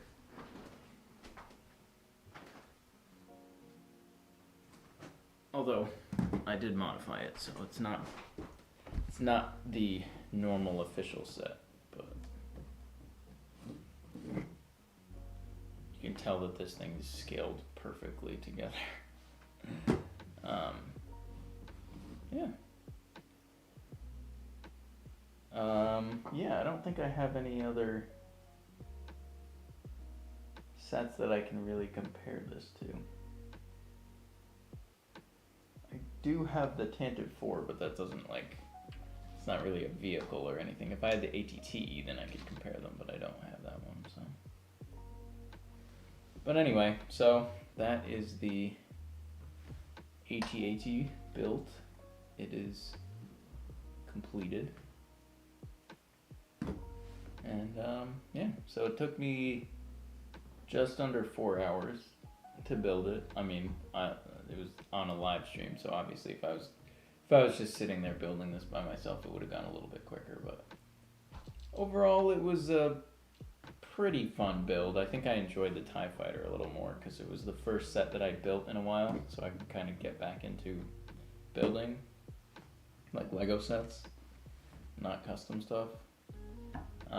This one was really repetitive with all the legs though, so that was kind of not the best, but yeah, I think I'm gonna eat. It is, man, it's 2 o'clock.